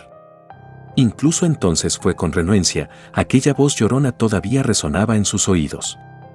Con dificultad encontró su rifle y el camino de vuelta a casa. La concentración necesaria para seguir los árboles mal marcados y un hambre mordaz que le roía le ayudaron a mantener la mente firme. De lo contrario, admite, la aberración temporal que había sufrido podría haberse prolongado hasta el punto de convertirse en un desastre. Poco a poco, el lastre volvió a moverse y recuperó algo que se acercaba a su equilibrio normal. Pero a pesar de todo, el viaje a través del crepúsculo fue miserablemente embrujado. Oyó innumerables pasos que le seguían, voces que reían y susurraban, y vio figuras agazapadas detrás de los árboles y las rocas, haciéndose señales unas a otras para un ataque concertado en el momento en que él hubiera pasado. El murmullo rastrero del viento le hizo ponerse en marcha y escuchar. Avanzó con sigilo, tratando de esconderse donde fuera posible y haciendo el menor ruido posible. Las sombras del bosque, que hasta entonces eran meramente protectoras o protectoras, se habían convertido ahora en amenazantes, desafiantes, y la pompa de su mente asustada enmascaraba una serie de posibilidades que eran tanto más ominosas por ser oscuras. El presentimiento de una fatalidad sin nombre acechaba mal disimulado detrás de cada detalle de lo sucedido. Fue realmente admirable cómo salió victorioso al final. Hombres con más fuerza y experiencia podrían haber superado la prueba con menos éxito. Se tenía a sí mismo tolerantemente bien controlado, considerando todas las cosas, y su plan de acción lo demuestra. Al no poder dormir y al no poder recorrer un camino desconocido en la oscuridad, pasó toda la noche sentado, con el rifle en la mano, ante un fuego que no dejó apagar ni un solo momento. La severidad de la atormentada vigilia marcó su alma para toda la vida, pero se cumplió con éxito, y con los primeros signos del amanecer emprendió el largo viaje de regreso al campamento de origen para conseguir ayuda. Como antes, dejó una nota escrita para explicar su ausencia e indicar dónde había dejado un abundante alijo de comida y fósforos, aunque no esperaba que ninguna mano humana los encontrara. La forma en que Simpson encontró su camino en solitario por el lago y el bosque bien podría constituir una historia en sí misma, ya que oírle contar es conocer la apasionada soledad del alma que un hombre puede sentir cuando la naturaleza le sostiene en el hueco de su mano ilimitada, y se ríe. También es para admirar su indomable coraje. Él no afirma ninguna habilidad, declarando que siguió el rastro casi invisible mecánicamente y sin pensar. Y esto, sin duda, es la verdad. Se basó en la guía de la mente inconsciente, que es el instinto. Quizá también le ayudó algún sentido de la orientación, conocido por los animales y los hombres primitivos, pues a través de toda aquella enmarañada región consiguió llegar al lugar exacto en el que Défago había escondido la canoa casi 3 días antes con la observación. Atraviesa el lago hacia el oeste, hacia el sol, para encontrar el campamento. No le quedaba mucho sol para guiarse, pero utilizó la brújula lo mejor que pudo, y se embarcó en la frágil embarcación para recorrer las últimas 12 millas de su viaje con una sensación de inmenso alivio por haber dejado por fin atrás el bosque. Y, afortunadamente, el agua estaba en calma, tomó su línea a través del centro del lago en lugar de bordear las orillas durante otras 20 millas. Afortunadamente, también, los otros cazadores habían regresado. La luz de sus fuegos le proporcionó un punto de orientación sin el cual podría haber buscado durante toda la noche la posición real del campamento. Era casi medianoche, sin embargo, cuando su canoa chocó contra la cala de arena, y Hank, Punk y su tío, perturbados en su sueño por sus gritos, corrieron rápidamente hacia abajo y ayudaron a un ejemplar muy agotado y roto de la humanidad escocesa sobre las rocas hacia un fuego moribundo. La súbita entrada de su prosaico tío en aquel mundo de magia y horror que le había perseguido sin interrupción durante 2 días y 2 noches, tuvo el efecto inmediato de dar al asunto un aspecto completamente nuevo. El sonido de ese crujiente "Ulloa, muchacho. ¿Y qué pasa ahora?" y el apretón de aquella mano seca y vigorosa introdujeron otro criterio de juicio. Un sentimiento de repulsión lo invadió. Se dio cuenta de que se había dejado llevar bastante mal. Incluso se sintió vagamente avergonzado de sí mismo. La dureza nativa de su raza le reclamó. Y esto explica, sin duda, por qué le costó tanto contar todo a aquel grupo alrededor del fuego. Sin embargo, contó lo suficiente para que se tomara la decisión inmediata de que un grupo de socorro debía partir lo antes posible, y que Simpson, para guiarlo con capacidad, debía primero comer y, sobre todo, dormir. El doctor Caskert, observando el estado del muchacho con más perspicacia de lo que su paciente sabía, le dio una ligera inyección de morfina. Durante 6 horas durmió como un muerto. De la descripción cuidadosamente redactada después por este estudiante de divinidad, se desprende que el relato que hizo al asombrado grupo omitió varios detalles vitales e importantes. Declara que, con el semblante sano y práctico de su tío mirándole a la cara, simplemente no tuvo el valor de mencionarlos. Así pues, todo lo que el grupo de búsqueda reunió, al parecer, fue que Défago había sufrido durante la noche un agudo e inexplicable ataque de manía que se había imaginado, llamado por alguien o algo, y que se había lanzado al monte tras él, sin comida ni fusil, donde debía morir una horrible y prolongada muerte por frío e inanición, a menos que pudieran encontrarlo y rescatarlo a tiempo. A tiempo, además, significaba de inmediato. Sin embargo, en el transcurso del día siguiente, partieron a las 7, dejando a Punk a cargo con instrucciones de tener la comida y el fuego siempre listos. Simpson encontró que era posible contarle a su tío mucho más de la verdadera historia, sin adivinar que se le había sacado como una cuestión de hecho por una forma muy sutil de interrogatorio. Para cuando llegaron al principio del sendero, donde la canoa estaba guardada para el viaje de vuelta, había mencionado cómo Défago hablaba vagamente de algo que llamaba un Wendigo, cómo lloraba en sueños, cómo imaginaba un olor inusual en el campamento, y había traicionado otros síntomas de excitación mental. También admitió el efecto desconcertante de ese extraordinario olor sobre él, acre y picante como el olor de los leones. Y para cuando se encontraban a 1 hora de distancia de 50 Island Water, se le había escapado el hecho adicional, una estúpida confesión de su propia condición histérica, como sintió después de que había oído al desaparecido guía pedir ayuda.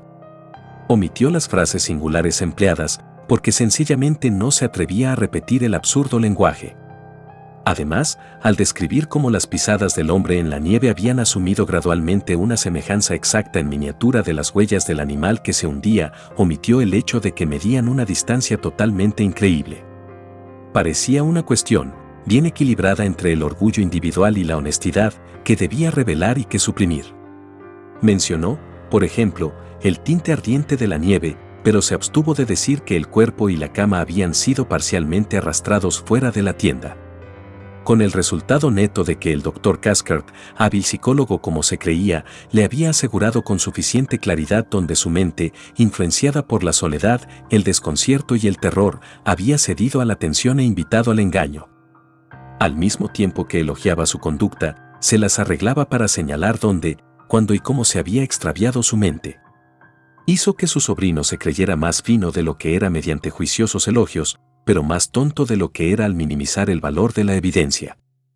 Como muchos otros materialistas, es decir, mintió astutamente sobre la base de un conocimiento insuficiente, porque el conocimiento suministrado le parecía inadmisible a su inteligencia particular. El hechizo de estas terribles soledades, dijo, no puede dejar indiferente a ninguna mente, es decir, a ninguna mente que posea las cualidades imaginativas más elevadas. Ha actuado en la tuya exactamente como lo hizo en la mía cuando tenía tu edad. El animal que rondaba por tu pequeño campamento era sin duda un alce, pues el belling de un alce puede tener, a veces, una calidad de sonido muy peculiar. El aspecto coloreado de las grandes huellas era evidentemente un defecto de visión de tus propios ojos producido por la excitación. El tamaño y la extensión de las huellas lo comprobaremos cuando lleguemos a ellas. Pero la alucinación de una voz audible, por supuesto, es una de las formas más comunes de delirio debido a la excitación mental, una excitación. Mi querido muchacho, perfectamente excusable y, permíteme añadir, maravillosamente controlado por ti dadas las circunstancias. Por lo demás, debo decir que has actuado con un valor espléndido, pues el terror de sentirse perdido en este desierto es nada menos que terrible, y, si yo hubiera estado en tu lugar, no creo ni por un momento que hubiera podido comportarme con una cuarta parte de tu sabiduría y decisión. La única cosa que me resulta difícil de explicar es ese maldito olor. Me hizo sentir mal, te lo aseguro, declaró su sobrino, positivamente mareado. La actitud de serena omnisciencia de su tío, por el mero hecho de conocer más fórmulas psicológicas, le hizo sentirse ligeramente desafiante. Era tan fácil ser sabio en la explicación de una experiencia que uno no ha presenciado personalmente. Una especie de olor desolador y terrible es la única forma en que puedo describirlo, concluyó, mirando las facciones del hombre tranquilo e impasible que tenía a su lado. Solo puedo maravillarme, fue la respuesta, de que, dadas las circunstancias, no te haya parecido aún peor. Las secas palabras, Simpson lo sabía, rondaban entre la verdad y la interpretación de su tío de la verdad. Y así, por fin, llegaron al pequeño campamento y encontraron la tienda aún en pie, los restos del fuego y el trozo de papel clavado en una estaca al lado, intacto. Sin embargo, el escondite, mal concebido por manos inexpertas, había sido descubierto y abierto por ratas almizcleras, bisones y ardillas. Los fósforos estaban esparcidos por la abertura, pero la comida había sido tomada hasta la última migaja. Bueno, amigos, no está aquí, exclamó Hank en voz alta después de su moda. Y eso es tan seguro como el suministro de carbón de abajo. Pero a dónde ha llegado a estas horas es tan inseguro como el comercio de coronas en el otro lugar. La presencia de un estudiante de divinidad no fue un obstáculo para su lenguaje en ese momento, aunque para el bien del lector puede ser severamente editado. Propongo, añadió, que salgamos de inmediato a buscarme como un demonio. La oscuridad del probable destino de Défago oprimió a todo el grupo con una sensación de espantosa gravedad en el momento en que vieron los signos familiares de su reciente ocupación. Especialmente la tienda, con el lecho de ramas de bálsamo todavía alisado y aplanado por la presión de su cuerpo, parecía acercarle su presencia. Simpson, sintiéndose vagamente como si su mundo estuviera de alguna manera en juego, fue explicando los detalles en un tono silencioso. Ahora estaba mucho más tranquilo, aunque agotado por la tensión de sus numerosos viajes. El método de su tío para explicar, más bien, los detalles que aún estaban frescos en su atormentada memoria ayudó también a congelar sus emociones. Y esa es la dirección en la que huyó, dijo a sus dos compañeros, señalando la dirección en la que el guía había desaparecido aquella mañana en el gris amanecer. Allí abajo corrió como un ciervo, entre el abedul y la cicuta. Hank y el Dr. Caskert intercambiaron miradas. Y fue a unas 2 millas allí abajo, en línea recta, continuó el otro, hablando con algo del terror anterior en su voz, que seguí su rastro hasta el lugar donde se detuvo, muerto. Y donde le oíste llamar y captaste el hedor, y todo el resto de la malvada diversión, gritó Hank, con una volubilidad que delataba su aguda angustia. Y donde tu excitación te superó hasta el punto de producirte ilusiones, añadió el Dr. Caskert en voz baja, pero no tan baja como para que su sobrino no lo oyera. Era la primera hora de la tarde, ya que habían viajado rápidamente y aún quedaban 2 horas de luz. El Dr. Caskert y Hank no perdieron tiempo en comenzar la búsqueda, pero Simpson estaba demasiado agotado para acompañarlos. Seguirían las marcas de fuego en los árboles y, cuando fuera posible, sus huellas. Mientras tanto, lo mejor que podía hacer era mantener un buen fuego y descansar. Pero después de algo así como 3 horas de búsqueda, ya en la oscuridad, los 2 hombres regresaron al campamento sin nada que informar. La nieve fresca había cubierto todos los indicios y, aunque habían seguido los árboles iluminados hasta el lugar donde Simpson había dado la vuelta, no habían descubierto el más mínimo indicio de un ser humano, ni tampoco de un animal. No había huellas frescas de ningún tipo, la nieve estaba intacta. Era difícil saber qué era lo mejor que podían hacer, aunque en realidad no podían hacer nada más. Podrían quedarse y buscar durante semanas sin muchas posibilidades de éxito. La nieve fresca destruyó su única esperanza y se reunieron alrededor del fuego para cenar, un grupo sombrío y desanimado. Los hechos, en efecto, eran bastante tristes, pues Défago tenía una esposa en Bradporty y sus ingresos eran el único medio de subsistencia de la familia. Ahora que toda la verdad, en toda su fealdad, había salido a la luz, parecía inútil seguir disimulando o fingiendo. Hablaron abiertamente de los hechos y las probabilidades. No era la primera vez, ni siquiera en la experiencia del Dr. Cathcart, que un hombre cedía a la singular seducción de las soledades y perdía la cabeza. Défago, además, estaba predispuesto a algo así, pues ya tenía un toque de melancolía en la sangre y su fibra estaba debilitada por las rachas de bebida que a menudo duraban semanas. Algo en este viaje, nunca se sabrá con exactitud qué, había bastado para empujarle al límite, eso era todo. Y se había ido, se había adentrado en el gran desierto de árboles y lagos para morir de hambre y agotamiento. Las posibilidades de que volviera a encontrar el campamento eran abrumadoras, el delirio que lo invadía también habría aumentado, y era muy probable que se hiciera daño a sí mismo y acelerara su cruel destino. Incluso mientras hablaban, de hecho, el final probablemente había llegado. Sin embargo, a sugerencia de Hank, su viejo amigo, propusieron esperar un poco más y dedicar todo el día siguiente, desde el amanecer hasta la oscuridad, a la búsqueda más sistemática que pudieran idear. Se repartirían el territorio. Discutieron su plan con gran detalle. Harían todo lo que los hombres pudieran hacer. Y, mientras tanto, hablaron de la forma particular en que el singular pánico de las tierras salvajes había atacado la mente del desafortunado guía. Hank, aunque estaba familiarizado con la leyenda en sus líneas generales, obviamente no vio con buenos ojos el giro que había tomado la conversación. Aportó poco, aunque ese poco fue esclarecedor. Porque admitió que en toda esta sección del país corría la historia de que varios indios habían visto al Wendigo a lo largo de las orillas de 50 Island Water en el otoño del año pasado, y que esta era la verdadera razón de que Défago no quisiera cazar allí. Hank sintió sin duda que en cierto modo había ayudado a su viejo amigo a morir al persuadirlo en exceso. Cuando un indio se vuelve loco, explicó, hablando para sí mismo más que para los demás, al parecer, siempre se dice que ha visto al Wendigo. Y el viejo Défago era supersticioso hasta los talones. Y entonces Simpson, sintiendo el ambiente más comprensivo, volvió a contar la historia completa de su asombroso relato. Esta vez no omitió ningún detalle, mencionó sus propias sensaciones y sus temores apasionantes. Solo omitió el extraño lenguaje utilizado. Pero Défago seguramente ya le había contado todos estos detalles de la leyenda del Wendigo, mi querido amigo, insistió el doctor. Quiero decir, que él había hablado de ello, y así puso en tu mente las ideas que tu propia excitación desarrolló después. Entonces Simpson volvió a repetir los hechos. Défago, declaró, apenas había mencionado a la bestia. Él, Simpson, no sabía nada de la historia y, por lo que recordaba, ni siquiera había leído sobre ella. Incluso la palabra era desconocida. Por supuesto que decía la verdad, y el Dr. Cathcart se vio obligado a admitir de mala gana el carácter singular de todo el asunto. Sin embargo, no lo hizo tanto con palabras como con su forma de actuar.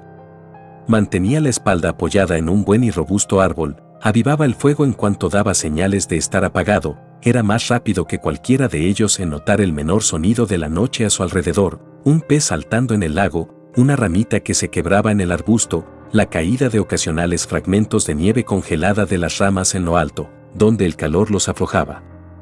Su voz también cambió un poco de calidad, volviéndose un poco menos confiada, más baja también en el tono. El miedo, por decirlo claramente, se cernía sobre aquel pequeño campamento, y aunque los tres habrían estado encantados de hablar de otros asuntos, lo único que parecían capaces de discutir era esto, el origen de su miedo. Intentaron otros temas en vano, no había nada que decir sobre ellos. Hank era el más honesto del grupo, no dijo casi nada. Sin embargo, ni una sola vez dio la espalda a la oscuridad. Su rostro estaba siempre orientado hacia el bosque y cuando se necesitaba leña no se alejaba más de lo necesario para conseguirla. Un muro de silencio los envolvía, ya que la nieve, aunque no era espesa, era suficiente para amortiguar cualquier ruido y además la escarcha mantenía las cosas bastante firmes. Solo se oían sus voces y el suave rugido de las llamas. Solo, de vez en cuando, algo suave como el batir de las alas de una polilla de pino pasaba por el aire. Nadie parecía ansioso por irse a la cama. Las horas se deslizaban hacia la medianoche. La leyenda es bastante pintoresca, observó el doctor después de una de las pausas más largas, hablando para romperla más que porque tuviera algo que decir, pues el Wendigo es simplemente la llamada de lo salvaje personificada, que algunas naturalezas escuchan para su propia destrucción. Eso es todo, dijo Hank en ese momento. Y no hay malentendidos cuando lo escuchas. Te llama por tu nombre. Siguió otra pausa. Entonces el doctor Caskert volvió al tema prohibido con una prisa que hizo saltar a los demás. La alegoría es significativa, comentó, mirando a su alrededor en la oscuridad, porque la voz, dicen, se asemeja a todos los sonidos menores del monte, el viento, el agua que cae, los gritos de los animales, etc. Y, una vez que la víctima oye eso, se va para siempre, por supuesto. Además, se dice que sus puntos más vulnerables son los pies y los ojos, los pies, como ves, por la lujuria del vagabundeo, y los ojos por la lujuria de la belleza. El pobre mendigo va a una velocidad tan espantosa que sangra bajo los ojos y sus pies arden. El doctor Caskert, mientras hablaba, seguía observando con inquietud la penumbra circundante. Su voz se hundió en un tono silencioso. Se dice que el Wendigo se quema los pies debido a la fricción, aparentemente causada por su tremenda velocidad, hasta que se le caen y se le forman otros nuevos exactamente iguales a los suyos.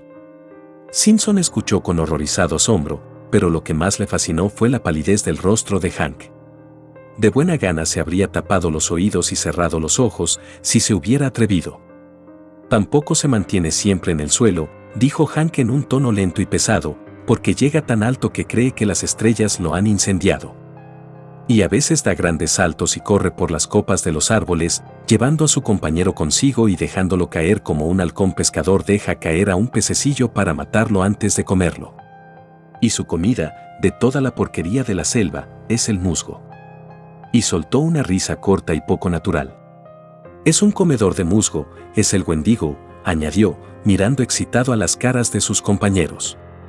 Come musgo, repitió, con una retahíla de los juramentos más extravagantes que podía inventar. Pero Simpson comprendía ahora el verdadero propósito de toda esta charla. Lo que estos dos hombres, cada uno fuerte y experimentado a su manera, temía más que nada era el silencio. Hablaban contra el tiempo. También hablaban contra la oscuridad, contra la invasión del pánico, contra la admisión de que la reflexión podría traerles al país del enemigo, contra cualquier cosa, de hecho, antes de permitir que sus pensamientos más íntimos asumieran el control. Él mismo, ya iniciado por la horrible vigilia con el terror, estaba más allá de ambos en este aspecto. Había llegado a la etapa en la que era inmune. Pero estos dos, el médico burlón y analítico, y el honesto y tenaz campesino, se sentían temblar en lo más profundo de su ser. Así pasaron las horas, y así, con las voces bajas y una especie de tensa resistencia interior del espíritu, este pequeño grupo de la humanidad se sentó en las fauces del desierto y habló tontamente de la terrible e inquietante leyenda. Era una contienda desigual, considerando todas las cosas, ya que los salvajes tenían la ventaja del primer ataque y de un rehén. El destino de su camarada se cernía sobre ellos con un peso de opresión cada vez mayor que finalmente se hizo insoportable. Fue Hank, tras una pausa más larga que las anteriores que nadie parecía capaz de romper, quien primero dio rienda suelta a toda esa emoción contenida de forma muy inesperada, poniéndose de pie de repente y soltando el grito más estremecedor que se pueda imaginar en la noche.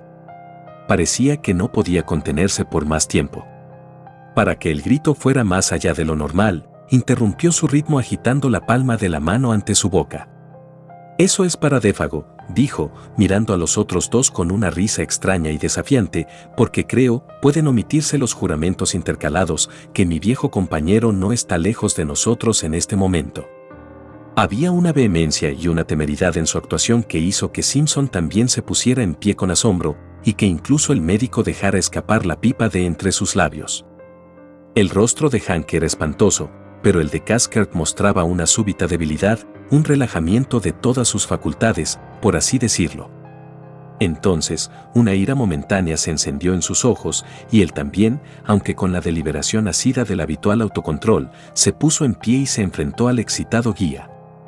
Porque aquello era inadmisible, insensato, peligroso, y pretendía detenerlo de raíz. Se puede especular sobre lo que podría haber ocurrido en el siguiente minuto o dos, pero nunca se sabrá con certeza, porque en el instante de profundo silencio que siguió a la voz rugiente de Hank, y como si respondiera a ella, algo pasó a través de la oscuridad del cielo a una velocidad tremenda, algo necesariamente muy grande, ya que desplazó mucho aire, mientras que entre los árboles cayó un grito débil y ventoso de una voz humana, llamando en tonos de angustia y apelación indescriptibles. «Oh, oh. Esta altura ardiente. Oh, oh. Mis pies de fuego. Mis ardientes pies de fuego». Blanco hasta el borde de la camisa, Hank miraba estúpidamente a su alrededor como un niño. El Dr. Caskert lanzó una especie de grito ininteligible, volviéndose al hacerlo con un movimiento instintivo de terror ciego hacia la protección de la tienda, y luego se detuvo en el acto como si estuviera congelado. Simpson, el único de los tres, conservó un poco su presencia de ánimo.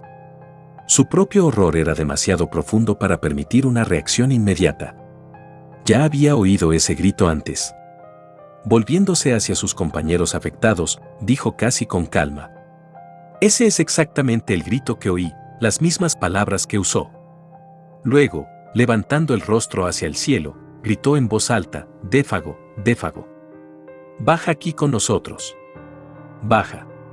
Y antes de que hubiera tiempo para que alguien tomara una acción definitiva en un sentido u otro, se oyó el sonido de algo que caía pesadamente entre los árboles, golpeando las ramas en el camino hacia abajo, y aterrizando con un espantoso golpe en la tierra helada de abajo. El choque y el estruendo fueron realmente terribles. «Es él, que Dios me ayude», dijo Hank en un grito susurrante y medio ahogado, y su mano se dirigió automáticamente al cuchillo de caza que llevaba en el cinturón.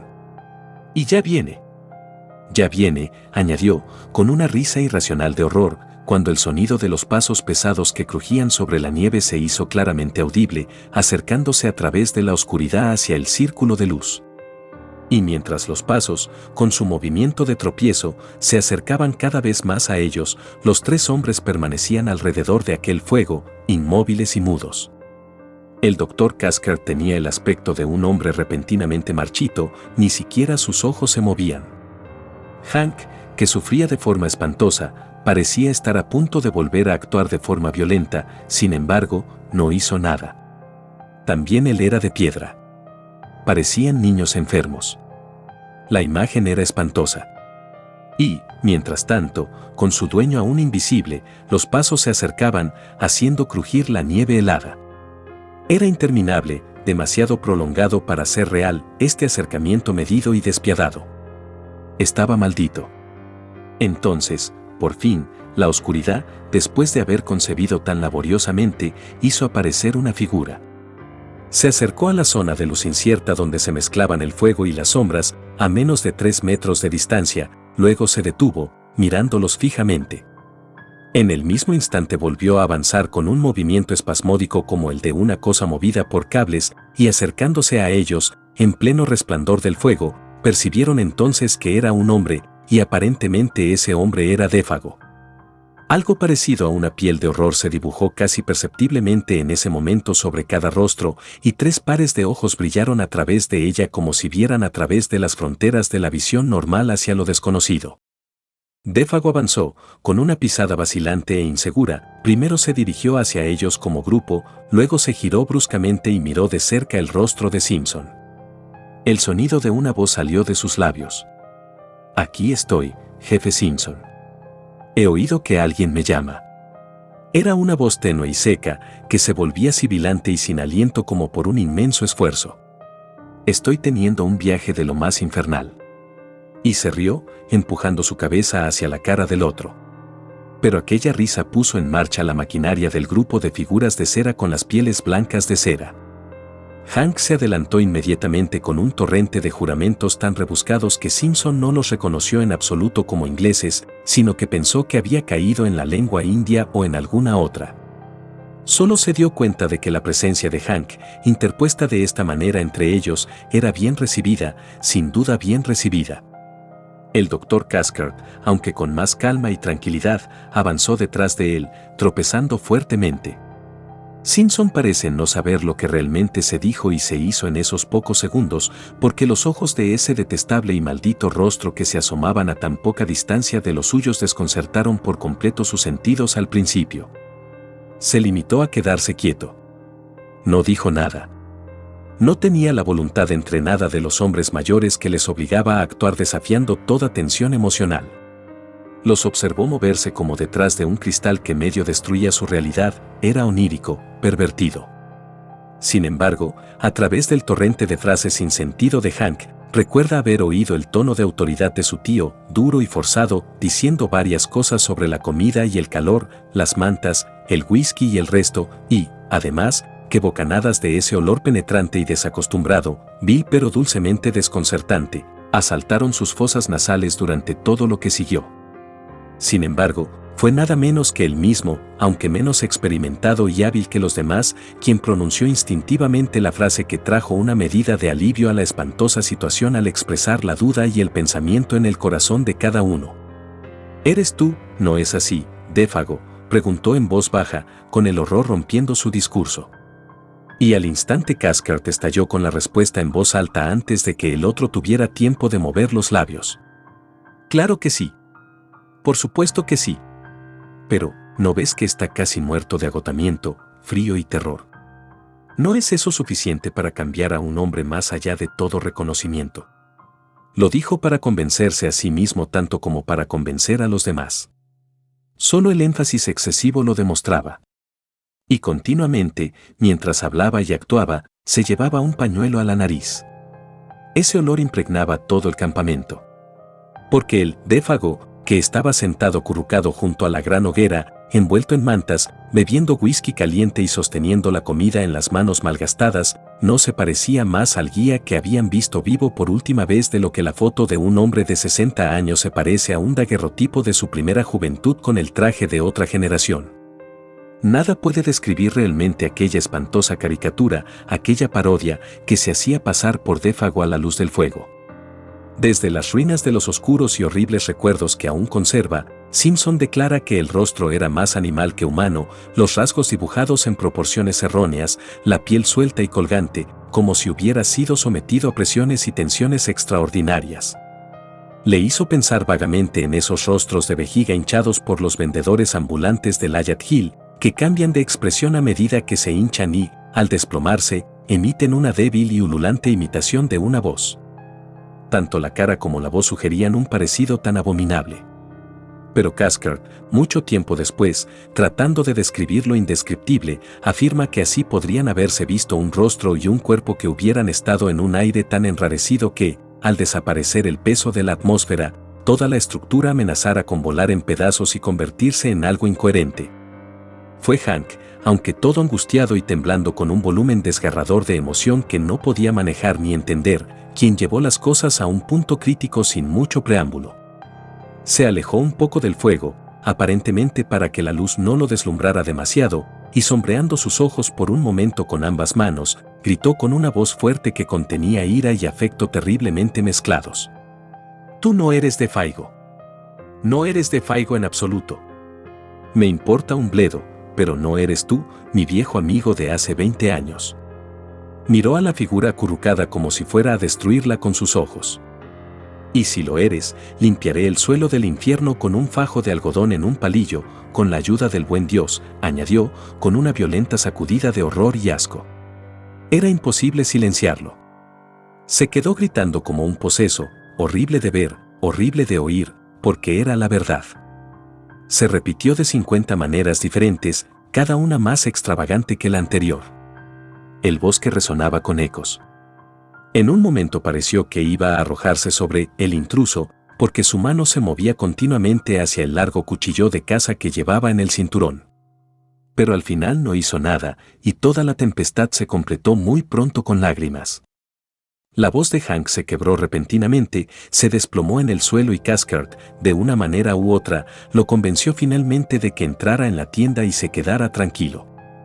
El resto del asunto, de hecho, fue presenciado por él desde detrás de la lona, con su rostro blanco y aterrorizado asomando por la rendija de la puerta de la tienda. Entonces el Dr. Cathcart, seguido de cerca por su sobrino, que hasta el momento había conservado el valor mejor que todos ellos, se acercó con aire decidido y se situó frente a la figura de Défago acurrucada junto al fuego. Le miró directamente a la cara y habló. Al principio su voz era firme. Défago, cuéntanos lo que ha pasado, solo un poco, para que podamos saber cómo ayudarte mejor, preguntó en un tono de autoridad, casi de mando. Y en ese momento, era de mando.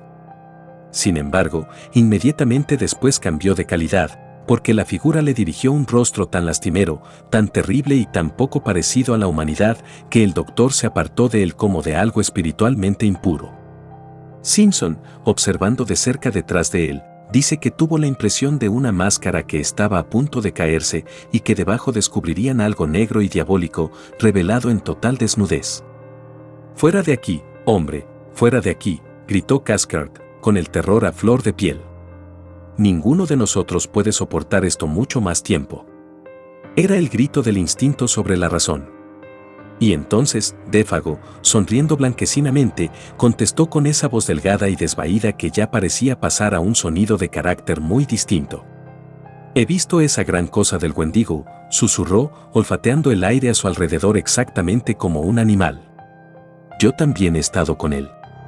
No se puede saber si el pobre diablo habría dicho algo más, o si el Dr. Cathcart habría continuado con el imposible interrogatorio, porque en ese momento se oyó la voz de Hank gritando a pleno pulmón desde detrás de la lona que ocultaba todo menos sus aterrorizados ojos. Nunca se había oído un aullido semejante. «Sus pies. Oh, Dios, sus pies. Mira sus grandes pies cambiados». Défago, arrastrando los pies donde estaba sentado, se había movido de tal manera que por primera vez sus piernas estaban a plena luz y sus pies eran visibles. Sin embargo, Simpson no tuvo tiempo de ver bien lo que Hank había visto. Y Hank nunca tuvo tiempo de contarlo. En ese mismo instante, con un salto como el de un tigre asustado, Cathcart estaba sobre él, enrollando los pliegues de la manta alrededor de sus piernas con tal velocidad que el joven estudiante apenas alcanzó a ver algo oscuro y extrañamente amontonado donde deberían haber estado los pies mocasines, y vio incluso eso pero con una visión incierta.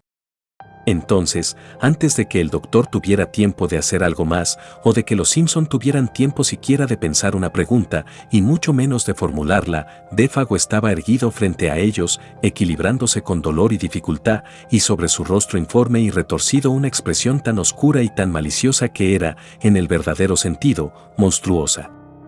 «Ahora también lo habéis visto», jadeó, «habéis visto mis ardientes y ardientes pies. Y ahora, es decir, a menos que pueda salvarme y prevenir, es hora de...». Su voz lastimera y suplicante se vio interrumpida por un sonido que era como el rugido del viento que atravesaba el lago. Los árboles en lo alto agitaron sus enmarañadas ramas.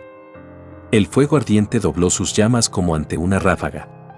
Y algo barrió el pequeño campamento con un ruido terrible y apresurado y pareció rodearlo por completo en un solo momento. Défago se sacudió las mantas que le cubrían el cuerpo, se volvió hacia el bosque que había detrás y, con el mismo movimiento de tropiezo que le había traído, se fue, antes de que nadie pudiera mover un músculo para impedirlo, se fue con una rapidez asombrosa y torpe que no dejó tiempo para actuar.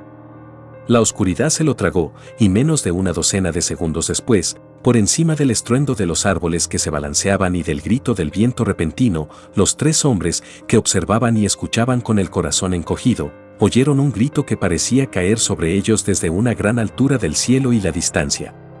«¡Oh, oh! ¡Esta altura ardiente! ¡Oh, oh! Mis pies de fuego!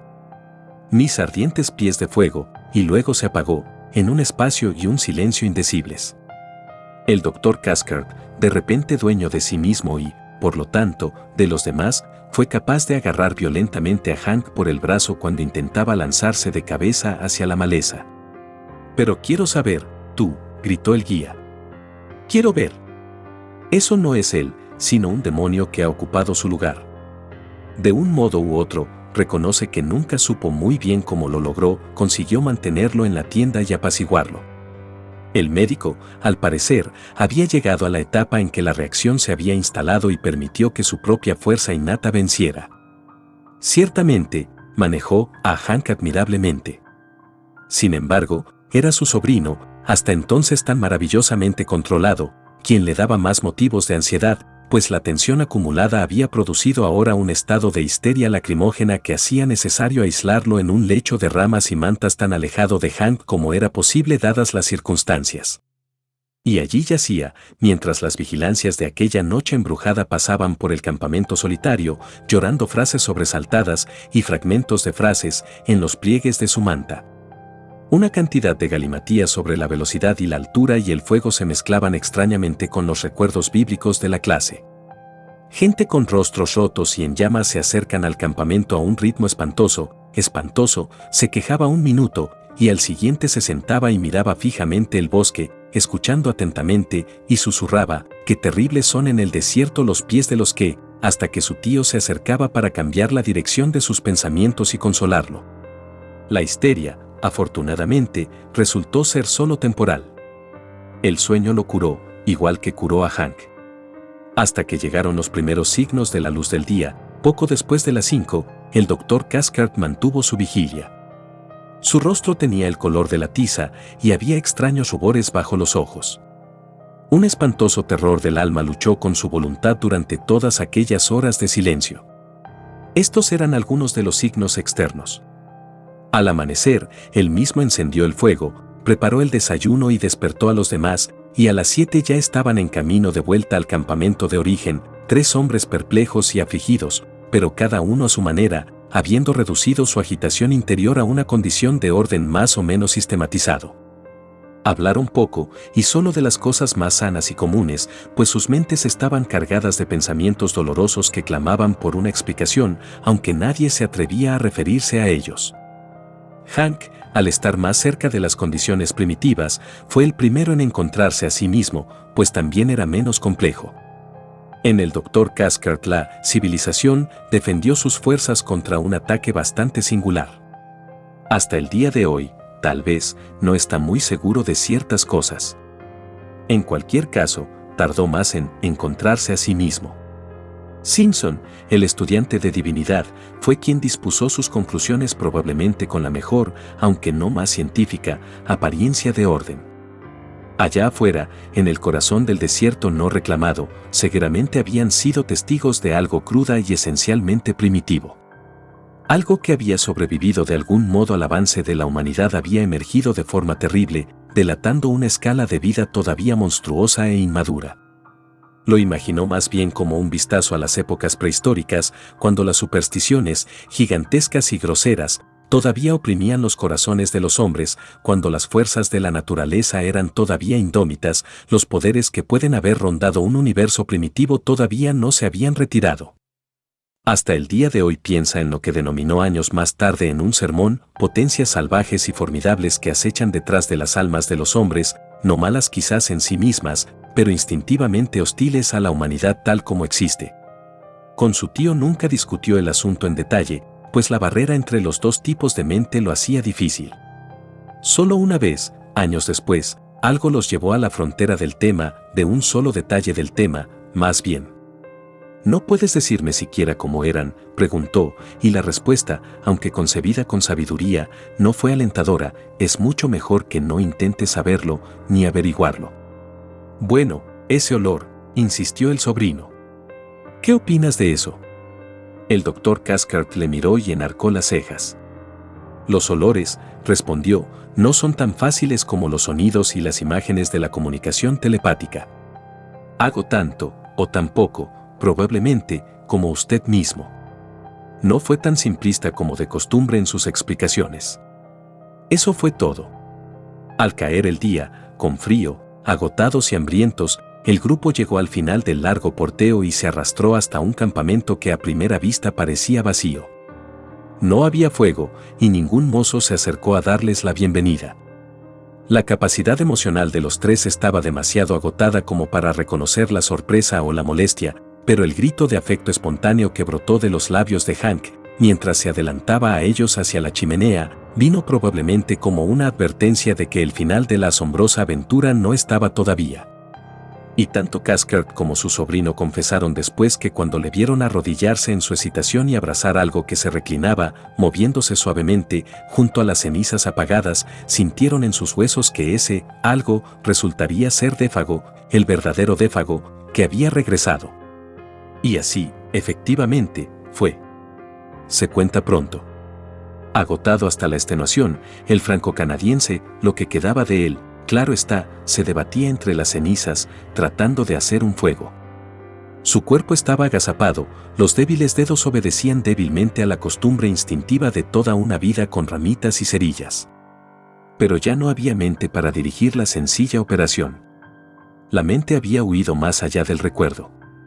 Y con ella, también había huido la memoria. No solo los acontecimientos recientes, sino toda la vida anterior estaba en blanco. Esta vez era el hombre real, aunque increíble y horriblemente encogido. En su rostro no había expresión de ningún tipo, miedo, bienvenida o reconocimiento. No parecía saber quién era el que lo abrazaba o quién era el que lo alimentaba, calentaba y le decía palabras de consuelo y alivio. Desamparado y destrozado más allá de toda ayuda humana, el pequeño hombre hizo mansamente lo que se le pedía. El algo que lo había constituido como individuo se había desvanecido para siempre. En algunos aspectos era más terriblemente conmovedor que todo lo que habían visto hasta entonces, aquella sonrisa idiota mientras sacaba fajos de musgo grueso de sus mejillas hinchadas y les decía que era un maldito comedor de musgo, los continuos vómitos incluso de la comida más sencilla, y, lo peor de todo, la voz de queja lastimera e infantil con la que les decía que le dolían los pies, arden como el fuego, lo cual era bastante natural cuando el doctor Caskert los examinó y descubrió que ambos estaban terriblemente congelados. Debajo de los ojos había débiles indicios de una hemorragia reciente. Los detalles de cómo sobrevivió a la prolongada exposición, de dónde había estado, o de cómo cubrió la gran distancia de un campamento a otro, incluyendo un inmenso desvío del lago a pie ya que no tenía canoa, todo esto sigue siendo desconocido. Su memoria se había desvanecido por completo. Y antes de que terminara el invierno cuyo comienzo presenció este extraño suceso, Défago, desprovisto de mente, memoria y alma, se había ido con él. Solo duró unas pocas semanas. Y lo que Punk pudo aportar a la historia no arroja más luz sobre ella. Estaba limpiando pescado en la orilla del lago a eso de las 5 de la tarde, es decir, una hora antes de que regresara el grupo de búsqueda, cuando vio que la sombra del guía se abría paso débilmente hacia el campamento. Antes que él, declara, llegó el leve olor de cierto aroma singular. En ese mismo instante el viejo Punk partió hacia su casa. Cubrió todo el trayecto de 3 días como solo la sangre india podría haberlo cubierto. El terror de toda una raza le impulsaba. Sabía lo que significaba todo aquello. Défago había visto al Wendigo. Y fin. Espero que la hayas disfrutado. Nos vemos en la próxima historia que nos depara el portal de este universo gris. Si te ha gustado recuerda apoyar al canal, deja un me gusta, un comentario y suscríbete, y así tener más historias clásicas de ciencia ficción y terror, así nos permiten disfrutar estas misteriosas y nuevas experiencias. Si te ha gustado recuerda suscribirte, pon me gusta y deja un comentario ya que esto alimenta al dios oscuro del algoritmo.